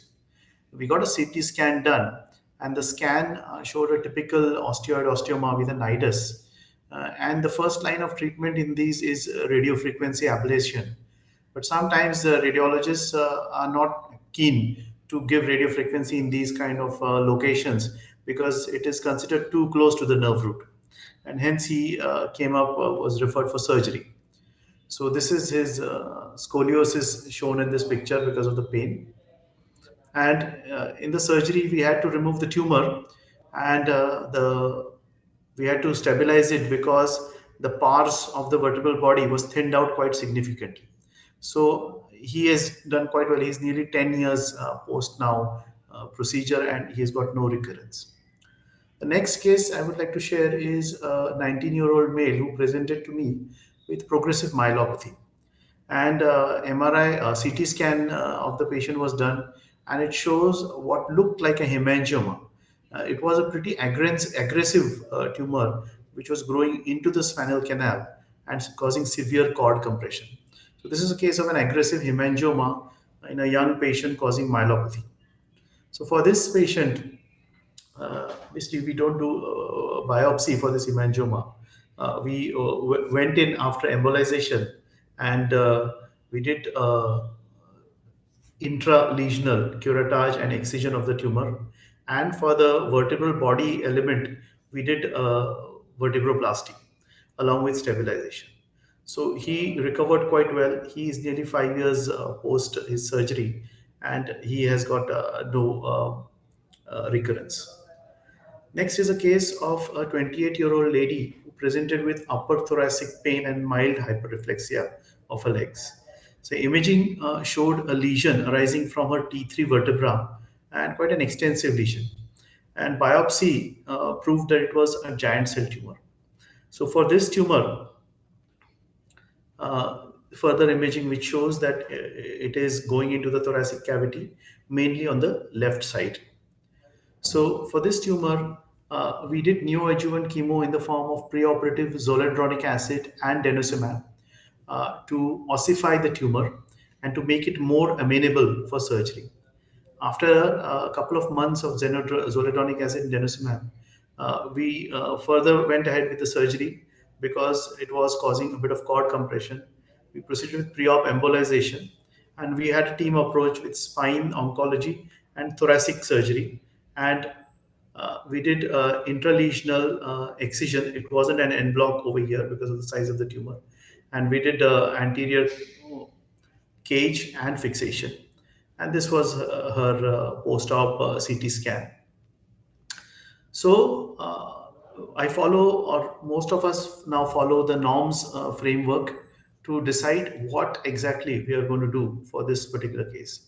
So in this, we consider the neurology of the patient, whether the tumor is radiosensitive or radioresistant, whether biomechanically the spine is stable or unstable, and systemic factors like Karnofsky grading to see whether the patient will be able to tolerate any major surgical procedure. And then taking into all consideration all these factors with the tumor board meeting, then we decide what exactly has to be done. So some of the cases where you need stabilization that or separation surgery, that is when we get involved. Otherwise, for some part of the algorithm lead to radiation and stereotactic radiosurgery. So the SINS scoring is quite important and it has been already discussed before. So the location, junctional location carries a high score, which increases the chance of surgical stabilization. Whether the patient is having mechanical back pain, that also increases the chance of having stabilization. Lytic lesions definitely need stabilization. On the other hand, prostate with sclerotic lesions hardly needs stabilization. And whether the spinal alignment is maintained is also an important consideration. If you can see that the standing X-ray shows obviously subluxation or translation, that means high chance of instability and cord compression. So these patients have a higher chance of stabilization. The amount of collapse of the vertebral body is also what we consider. If there is a significant amount of vertebral collapse, more than 50%, then the chances of stabilization are higher. And if there is posterior element bilaterally, then again that means the chances of stabilization is very high. So the SINS score, if it is 0 to 6, we don't operate. 13 onwards, definitely instability. And 7 to 12, it is indeterminate. But the problem with the SINS score, I have found that a lot of patients will land in the 7 to 12 group. So, you cannot, this score doesn't give a clear-cut guideline. It is just a score which kind of hints you to something, but you have to use your judgment as well. So when we consider more malignant tumors, an important concept which we already discussed before was the margin of the tumor resection. So most of the tumors, especially for neurotumors, it is intralesional because of the morbidity involved in taking out normal tissue. Whereas for vertebral body or orthopedic tumors, the morbidity involved in taking the normal tissue around the tumor is not that much. So for orthopedic oncology or spine tumors with vertebral body involvement, mainly marginal or wide local excision is feasible, and hence chances of cure are there. So we have to study where exactly the tumor is and whether we can formulate a surgical strategy where we can remove the tumor safely without spilling it, or we have to, as Dr. Menon said, planned transgression of the tumor. So another case, I would like to now go to a bit of malignant tumors.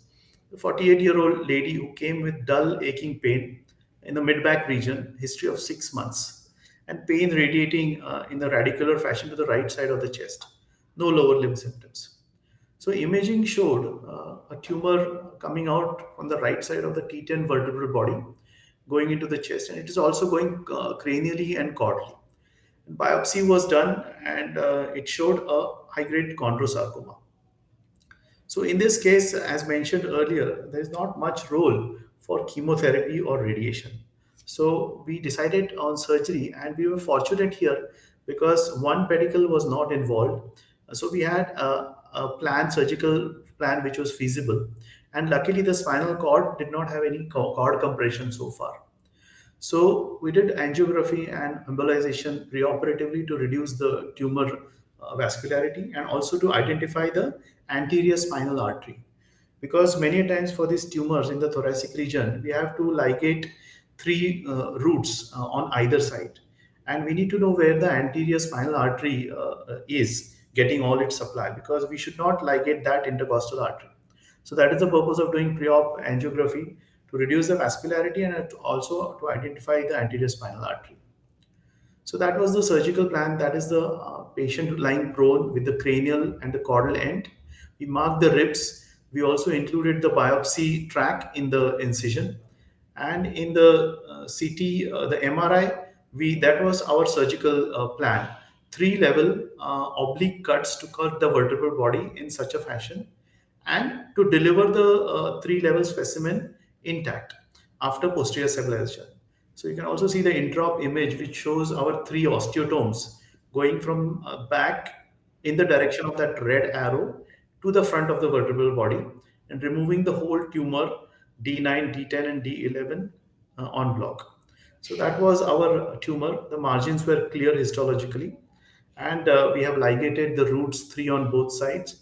We put a cage in the front and also a stabilization. So this is the post-op CT which shows where our cage is and the 3 cuts, oblique cuts through D9, D10 and D11. Post-op CT which shows the stabilization. This is post-op X-ray 1 year after surgery, and she's 7 years post-op. She came back to us for rod breakage, so we changed the rods. But she has remained without any recurrence for 7 years with proper PET CT monitoring. So that is her video of her walking. Now, another case is a 44-year-old police officer from Uttar Pradesh. She presented to me with back pain for 4 months and slight left L5 radicular symptoms for about a month. So this was his X-ray where you can see the left-sided L5 pedicle is not very clear. So it's winking owl sign is there. And that was his MRI, which showed a lesion in the L5 vertebral body, more on the left side. This is further MRI cuts, sagittal cuts, which shows a ballooning of the posterior cortex. And this is further cuts, which shows that the left pedicle definitely is involved. Now, biopsy turned to be a chordoma in this case. And luckily, we could formulate a surgical strategy because one pedicle was not involved. So we did a posterior thing first, where we removed the posterior elements in piecemeal, 1 level above and 1 level below. And we did a posterior stabilization, and we released the dura and put a marker in the front of the dura. Then we turned the patient supine, and we went in from the front, where we removed the whole vertebral body, the en bloc, through the window in between the left common iliac and the left ureter. You can see the dural sac, we can see from abdomen after removing the bone. So this was the reconstruction done from the front, and that was the whole en bloc piece removed. The margins were clear. This was an X-ray of the L5 vertebra removed. And this was his post-op stabilization. Like Dr. Menon's cases, definitely use 4-rod construct for this because the stresses involved are very high. The chances of implant failure are very high if you don't plan accordingly. And also we use cobalt chrome rods over here. So this is 4-year post-op, And we had to do a fibular strut bone grafting just to strengthen the construct. And 4 years he had no recurrence. And this is him. However, at 7 years post-op, he got a recurrence. And then at that time, luckily, the proton beam therapy had started in India at Apollo Chennai. So after 7 years after the primary surgery, he went for proton beam therapy, and he has responded well to that. These cases are quite rare, but the common run-of-the-mill metastasis, especially in very sick patients, common procedure I do is vertebroplasty, where it's done in local anesthesia, and that is, the best procedure for these kind of patients. To end, is one more case I wanted to show. Sometimes patients have done very well after primary malignancy treated properly. So this is a case of a 59-year-old male who had a renal cell tumor, and it was excised with radical nephrectomy 3 years before. And he was taking chemo, etc., and regular follow-ups. So 3 years post radical nephrectomy, he presented with back pain and a PET CT which showed a solitary lesion in the posterior elements at L1, L2 level. So we did a biopsy just to be sure that this is a renal met and not something new. It confirmed was a renal met, but this is a case where you have a solitary metastasis after 3 years with the primary disease cured and there is no other metastasis. So for this tumor also, instead of doing intralesional, we did an en bloc resection. This is the PET CT report, which shows that only one site of recurrence is there. And these are his MRI images, which show the posterior elements involved. Luckily, the anterior elements were not involved and the pedicles were not involved. So this was our plan, where we removed the posterior elements along with healthy muscle and capsule and facet joints involved in it. So this was our surgical plan, where we had to take the biopsy track out, and we removed all the posterior elements of the vertebral body, lamina, spinous process, and the pedicles, along with the chunk of healthy muscle on the posterior aspect, which was removed. And histology margins were free of tumor, and he's 3 years post-op, and now he's 6 years post-op, and he's still free of any recurrence. He's taking his chemo and all immunotherapy quite regularly, but this tumor we could, even with a metastasis, we could get to do an en bloc. And the last case is another patient of mine who we had treated with an L2 intralesional curettage and removal for a renal primary. The same time they had done a nephrectomy, and we had done the vertebral debulking and all. Now he was responding excellent to chemo and immunotherapy, but almost 7 years after his surgery, he presented with sudden onset paraplegia. And they did a PET CT, they could not find anything in one institute. And then he came to the second institute, and then we repeated the PET CT. And what we can see is a high signal inside the conus. So it was an intramedullary metastasis. All his chemotherapeutic agents and immunotherapeutic agents were doing an excellent job for the disease outside the blood-brain barrier. But unfortunately, there was a disease recurrence inside the blood-brain barrier, and that's why it got missed. So sometimes you get these funny presentations as well, where it was not in your mind, you forget to take it into account. So I would end my talk with saying that, as mentioned by different speakers, that spine tumors, or tumors for that matter, all they need is multidisciplinary approach, the tumor board, good medical oncologists, radiation oncologists, surgical team with complementary skill sets, good anesthesia team, interventional radiologists, and ICU intensivists also. So to focus on that, at my hospital, we have started a spine oncology unit, and that is just to improve the outcomes in this patient. Rather than everybody doing a little bit of tumor work now and then, one person will be getting more of the tumors to improve the outcomes. Thank you very much. Thanks a lot. Thank you, Dr. Kedar, for an excellent collection of cases. I would like to invite Dr. Kodisuran to introduce Dr. Final Jain and invite him for his talk on chordomas, sacral chordomas. Dr. Sanu Vijayan is a neurosurgeon working in Lissi Hospital, Ernakulam. He completed his spine fellowship in Amrita Hospital, Kochi, and he has completed endoscopic minimal invasive complex scoliosis correction training from various centers of Germany and Austria. And he also underwent the International Asia Pacific AVO spine training program in scoliosis correction. His great contribution, he was the pioneer in scoliosis correction, 360-degree spine tumor excision and reconstruction, and anti-interbody approaches for spine stabilization and decompression, including MIS OLIF in government sector of Kerala. I welcome you, sir. Now it is over to you.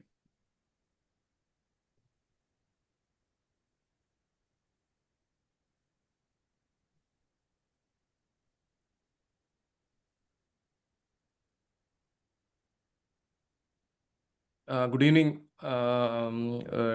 respected faculty. Am I audible?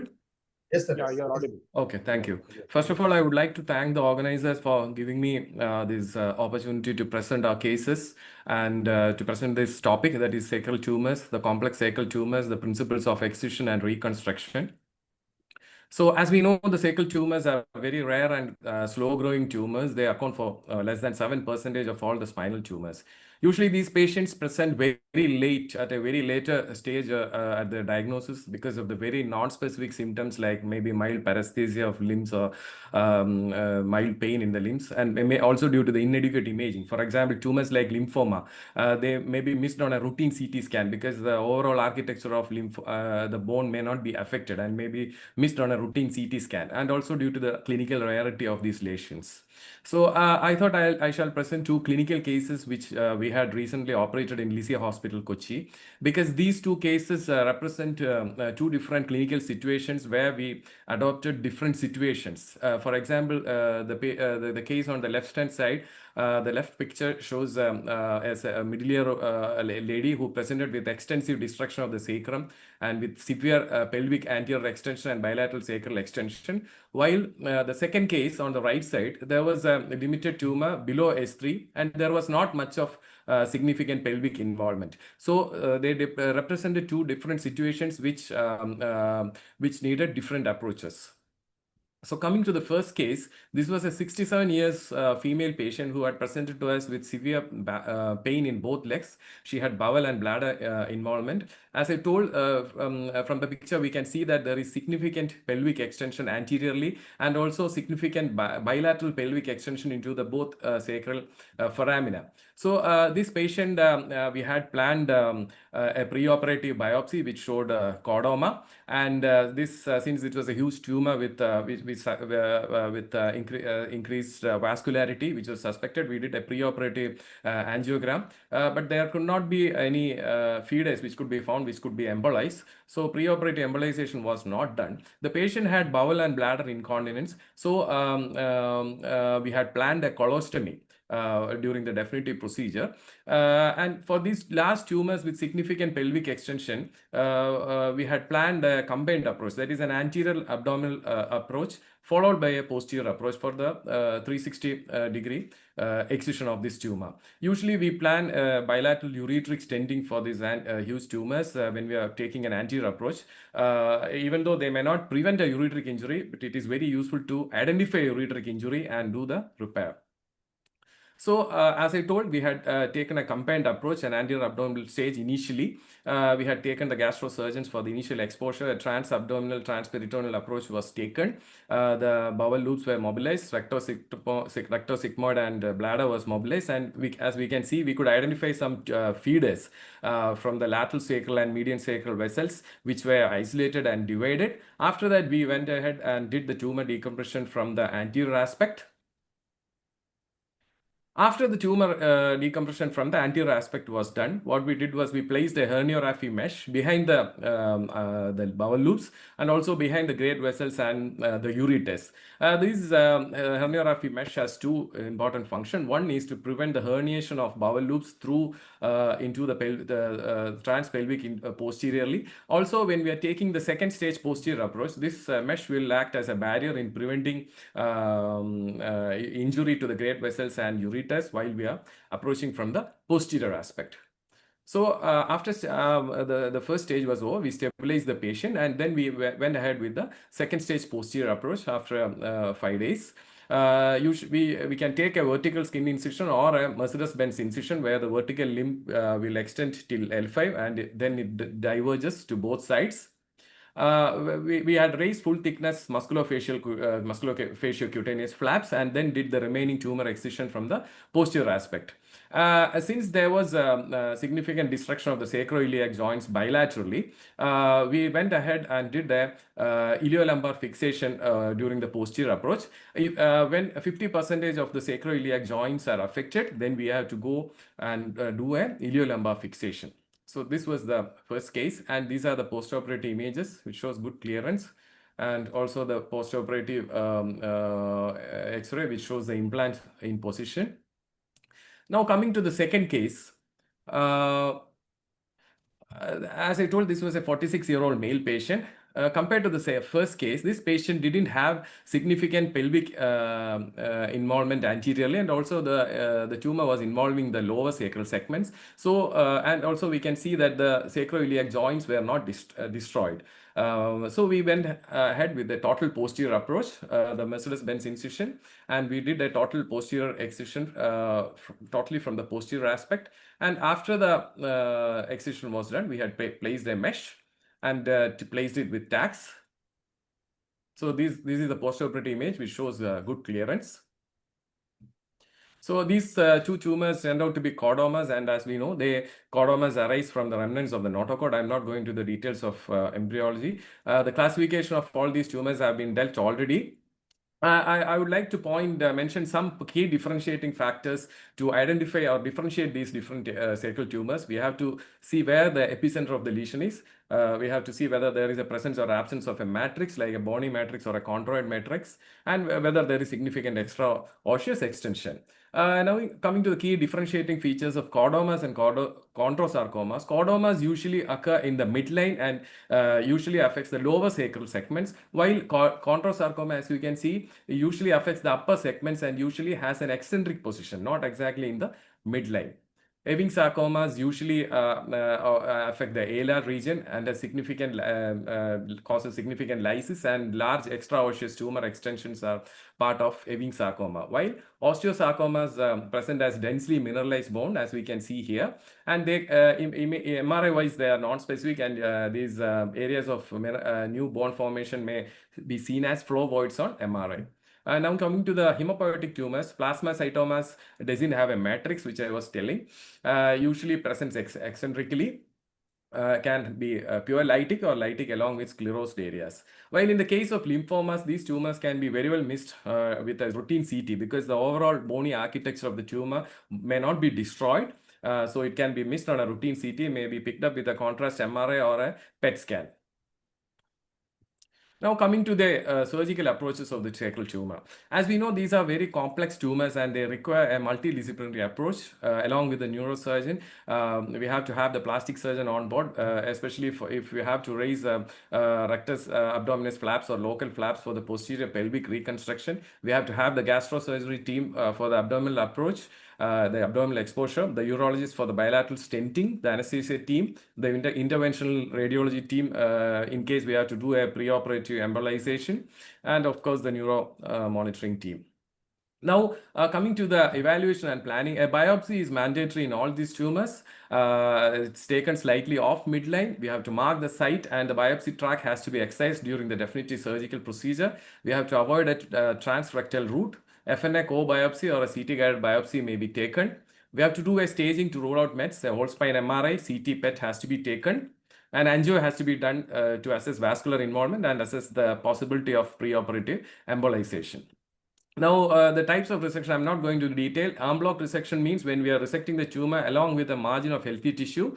Marginal resection means we are the tumor dissection is along the tumor pseudocapsule, that is to avoid the vital neural structures. And if the capsule is breached, it becomes an intralesional resection. So these were the various studies which were conducted to find out the best possible approach for all these complex lesions, where to go ahead with a combined approach or to go ahead with a total posterior approach. I've tried to summarize the main points in this slide. For lesions which are localized below S3, that is lesions at the level of S3 or below, we can take a posterior only approach. If there is significant pelvic extension anteriorly or bilaterally or iliac vessel involvement, then we have to go ahead with a combined anterior and a posterior approach. And now coming to the key points regarding the anterior approach, a transabdominal transperitoneal approach is usually taken. It allows the full mobilization of vessels and viscera. The feeding the tumor vessels can be ligated. In case you need to raise a rectus abdominis flap for posterior reconstruction, it can be done during the anterior approach. Also, a colostomy needed can also be done during the anterior approach. Now, a main important aspect of the anterior approach is that the L5 root runs along the anterior aspect of the sacral ala. So when we are doing the tumor decompression from the anterior approach, we have to be very careful to identify the L5 root, maybe with using neuromonitoring, and it should be identified and preserved bilaterally. Otherwise, patient will be having a foot drop, and the osteotomies can be completed. And after that, we usually keep a silastic mesh or a herniorrhaphy mesh behind the bowel loops and the great vessels. Now coming to the second stage posterior approach, it can be done with a vertical midline incision or a Mercedes-Benz incision, which I was mentioning. An important key factor is that full thickness musculofaciocutaneous flaps have to be raised. Otherwise, there will be high chance for flap necrosis. After that, the sacrotuberous, sacrospinous, anococcygeal ligaments divided and the osteotomies are completed. The dural sac may be ligated and divided if needed. So now coming to the case of eccentric tumors. In the case of eccentric tumors, arm block resection is possible. Why I put this slide is that to emphasize the fact that whenever possible, at least one S2 nerve root on one side should be preserved for at least for the patient to have a partial continence at least. So one side, even if there is significant involvement of S2 on one side, it may be sacrificed along with the tumor, but at least the S2 nerve root on the other side should be preserved. Now coming to the reconstruction of large defects, what are the different flaps available? We can take the vertical rectus abdominis flaps during the abdominal stage, which is based on deep inferior epigastric vessels. Local flaps include the gluteal myocutaneous flap and the sartorius muscle flap, or the free flaps may be taken for the reconstruction of large posterior defect. So this is the rectus abdominis flap, which is taken during the abdominal stage. It is based on deep inferior epigastric vessel. The flap can be mobilized transpelvic and can be brought posteriorly and for use for reconstruction of the large posterior pelvic defects. Now, when do we have to do the iliolumbar fixation? When more than 50% of sacroiliac joint is involved, we have to do stabilization or the iliolumbar fixation. Different options are there: S1 screws, LR screws, the S2 LR screws. So now coming to the iliac screw, I'll just mention the key steps. The posterior superior iliac spine is osteotomized on both sides to reduce the bony prominence, and the gear shift is introduced. We have to take an AP view and make sure that the direction of the gear shift is in such a way that it will pass along the sciatic notch to prevent injury to the vascular and the neural structures. So these are the different techniques. This is the Amrita technique, where we put two screws, one inferior-laterally and one superior-laterally in two different axes. It gives greater pull-out strength. So this is another technique where we can put two parallel screws. The advantage of iliac screws is that, as we can see from the picture, the lumbar screws are directed medially while the iliac screws are directed laterally. So they gives great strength to the construct. Also, the iliac screw passes anterior to the instantaneous axis of rotation or the pivot point. So it gives great strength to the overall construct. Now coming to the wound complications, especially occur in patients more than 40 years, and patients previously radiated, diabetic patients. We have to avoid a large dead space. We can raise the different flaps, which I mentioned earlier. Also, it is better to keep the drain for maybe 5 to 6 days to reduce the seroma formation and the wound infection. Poor blood supply to the flaps is a problem, especially when we are doing the preoperative embolization. We have to make sure that, especially in high-risk groups, the gluteal vessel, the gluteal vessel embolization can affect the vascularity of the flaps. So it has to be taken in mind. Hypoalbuminemia has to be corrected. Now, some other cases which I would like to mention. This was a a 53-year-old security guard. I'll just mention the images. I'll show the images. This is the tumor. This was his tumor. Almost the entire sacrum was destroyed. Significant pelvic and bilateral sacral foraminal extension. So we went ahead with a combined approach. DSA, there were no major feeders were there. Preoperative biopsy was taken. Showed a chordoma. Bilateral ureteric stenting was done. Consent for colostomy was taken. Two-stage resection was planned. Anterior resection followed by posterior resection. This was the anterior stage. This is the stage after resection. The herniorrhaphy mesh was placed. Then the second stage posterior approach. And the reconstruct, the iliolumbar fixation and the second stage posterior excision. And we had placed another herniorrhaphy mesh for additional reinforcement. Extubated next day. The drain was removed on postoperative date 7. Lymph physiotherapy was done. This was his postoperative image. This is his wound. So this was another case, 17-year-old female who had presented with low back ache and leg pain for 3 months. She had difficulty in urination. She had multiple neurofibromas and cafe LOS spots. This was her MRI. Here, she didn't have significant anterior pelvic extension, so we went ahead with a total posterior approach. Angiogram showed multiple feeders from bilateral internal iliac arteries. Embolization was done with PVA. So this was the total posterior approach, the merciless veins incision, and we had done the stabilization also as the sacroiliac joints were destroyed. These were the postoperative images. The bilateral ureteric stenting can be seen, BJ stenting. So surprisingly, her histopathology came as malignant peripheral nerve sheath tumors. As such, the intraosseous malignant peripheral nerve sheath tumors, or MPNST, is reported to be very rare. Usually it occurs in the soft tissues of head and neck. It has a very aggressive course. 5-year survival rate is only 21%. To conclude, sacral tumors are complex and require multidisciplinary approach. Preoperative biopsy and staging should be done. Embolization of feeders advisable, but we have to take care that embolization of the gluteal vessels can affect the flap vascularity. The type of resection has to be planned. Lesions located at the level of S3 or below without significant pelvic extension can be managed with a total posterior approach. Postoperative management is equally important. Thank you. Thank you, Dr. Sanu, for excellent talk and the excellent collection of cases. I'd like to invite Dr. Parthiban to give some comments on the surgical problem. Yeah, thank you. Thank you. Actually, all the 3 speakers have more or less covered majority of this vertebral body tumor excision techniques, approaches, and also the intricate situations where you can decide on. All Dr.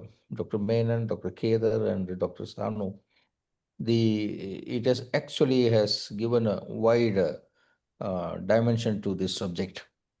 What I find personally is that lesions below S2 is easy to do.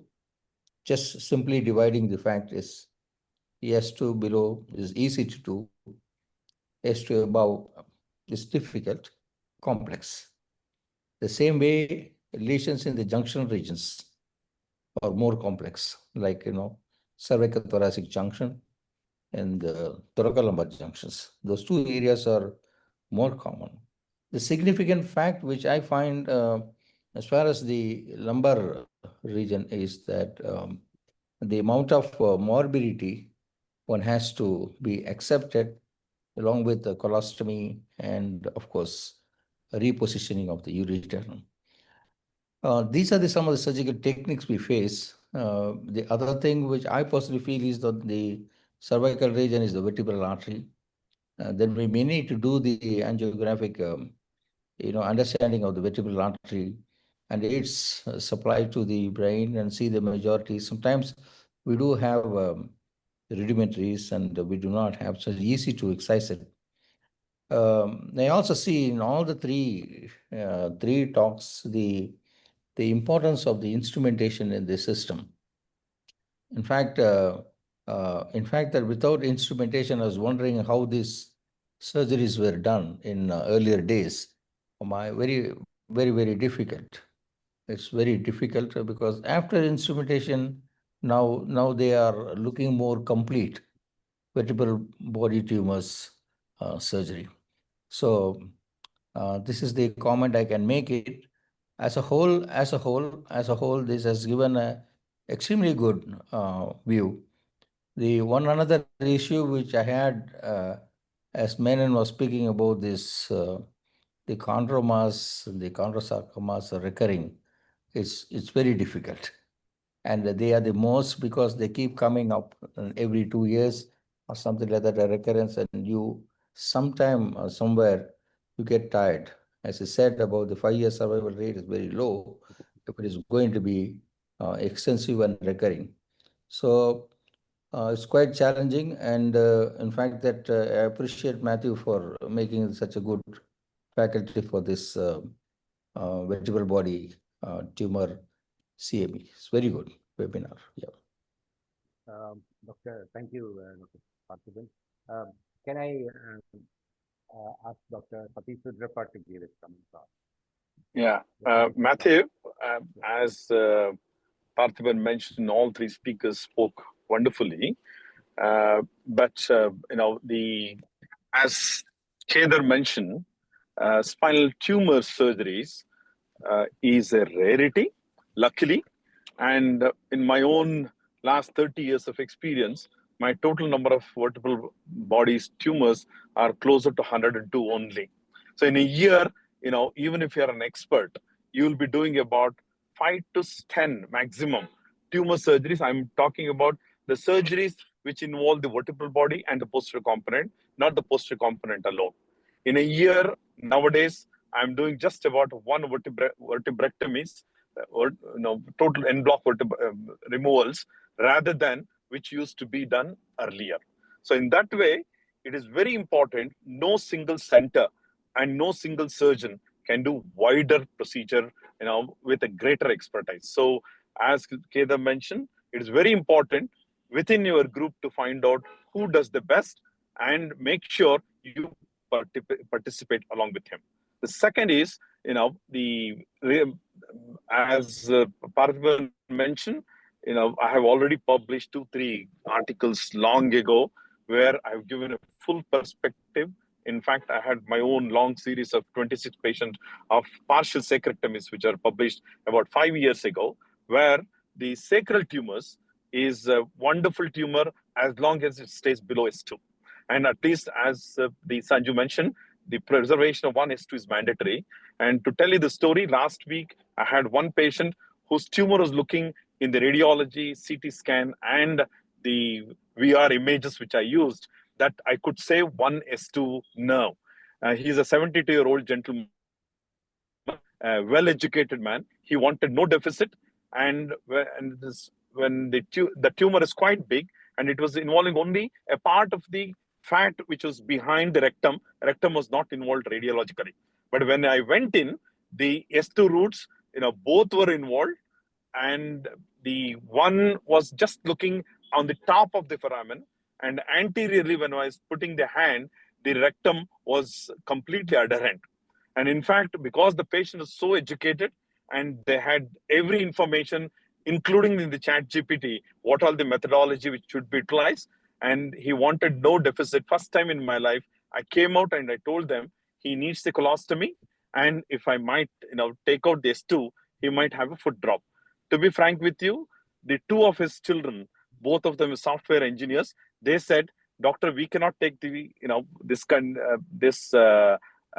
his patient himself has to give the permission." I had to come out, and the patient on the second day said he doesn't want this surgery. He will let the tumor grow by itself.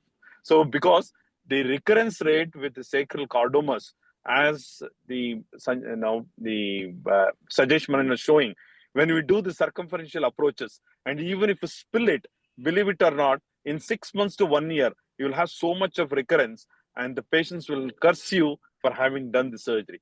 In the beginning, when we were youngsters, we used to do the big surgeries, but with experience of 2-3 patients where they suffer with a morbidity, I think we had to make all these spine tumor surgeries based on patient-centric rather than surgical-centric. and involvement of the oncologist and radiation therapist in the beginning, you will definitely reduce the total surgery which is required. And unless the tumor margin, as Kedar showed in couple of his patients, where the normal vertebral body is also osteotomy, with the osteotomy, you cut it and remove. It is better not to spill the tumor even a bit during the surgery. I think it is a great, seminar. But as I mentioned, whenever you are doing these tumor surgeries, have the patient-centric approach and make sure you will never spill the tumor to the next organ, which whether is a muscle or is a soft tissue in and around. With that experience, if you have in a team, I think we should do the surgery for these things. Otherwise, we will give enough morbidity to these patients. And neoadjuvant therapies and radiation definitely reduced my oncological practice, significantly, especially in lymphomas, Ewing's tumors in children, and use of steroids, in Langerhans cell tumors. It shrinks the tumor completely, and even stability is maintained very well in these patients without using instrument, including in CV junction. If a patient has a LCH, nowadays, even with the instability in the beginning, give the steroid to these people. And if there is extensive, nowadays, bone marrow transplant are advised in these patients, they will never develop the neurological deficit. So use neurological therapy and make sure, patient-centric approach is the key in these patients. A question in the chat box. What is the ideal timing for RT following fusion surgery? Can Sajesh Menon answer this? What's the ideal timing for RT following fusion surgery?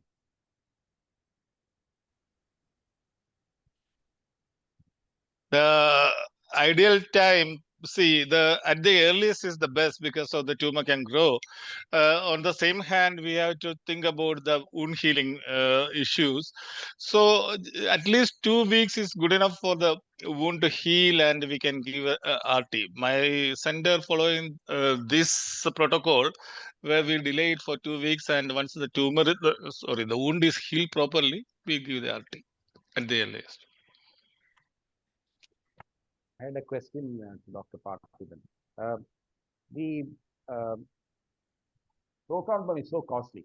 So when you have a scodoma, do you think the ordinary radiation would be a good substitute? And what is the evidence favoring proton pump currently? Not sure about it. Certainly not sure about it because the evidence, I'm not very sure. Maybe cardomas usually, if it is approachable, pretty well excised maximum. But very extensive, as Sajesh showed that case. It was repeatedly therapy was given, but it never stopped the tumor growing. And though only I think probably he did two surgeries or three. I think he did 2 surgeries. And so not very good, even in my experience. We have done. Can I answer? Yeah, Can I please. answer? Please answer. Conventional radiation has no role in carcinoma. It is completely resistant. That's why in the proton beam, where the Bragg peak effect we call is mandatory in these patients. It also depends on the size of the tumor. The larger tumor which we showed, which the presenter showed, such patients also will not work even with the proton beam therapy. That's why early diagnosis is the best. Unfortunately, early diagnosis never happens because most of these things are slow expanding tumors. So conventional radiation has no role in cardomas. Yep. And the other thing in the radiation we have to see. Sorry. Yeah, go ahead, Parthiban. Satish, see, this is what our experience also. We try to do as much as big surgery for carcinoma. They keep coming because, conventional radiation, we have done it, but it keep coming. Just coming. Proton, maybe it's recently we have seen this, but we have to wait and see how it's really working. So yeah, even in the for the proton beam, the physaliferous variety of the carcinoma is much more better than chondroid variety of the carcinoma. So that's why the pathology also makes the difference in these patients. Size, and the pathology and the amount of makes the difference. That's why doing the circumferential approaches, spilling to the soft tissue, even the soft tissue will never get involved with the radiation therapy. And I have seen a couple of places where they removed the tumor completely, but after proton beam therapy, the lesions have come through the rectum as well as in the muzzle area. So en bloc is the key in these patients rather than radiation therapy. Can I add? Can I add one more point? Can I add? Can I add? Regarding the conventional photon beam treatment, which uses X-ray and gamma, there is deposition of energy in the path of initial radiation, followed by beyond the tumor excision. But in the case of proton, you can control the depth where you can give the maximum effect of radiation. That, as Sir was telling, because of the Bragg effect, there will be the maximum deposit of energy, and followed by there will be immediate decrease in the dose of radiation. So especially for neural structures, this is particularly advantageous, but the cost restraint is definitely a concern, and the long-term results have to be awaited. Yeah, can I add one more point? Because you see all the tumors is 2 and above, the codomas, because the ideal situation is a radical surgery. But unfortunately, when you counsel the patient, nobody is willing for a deficit. So we have to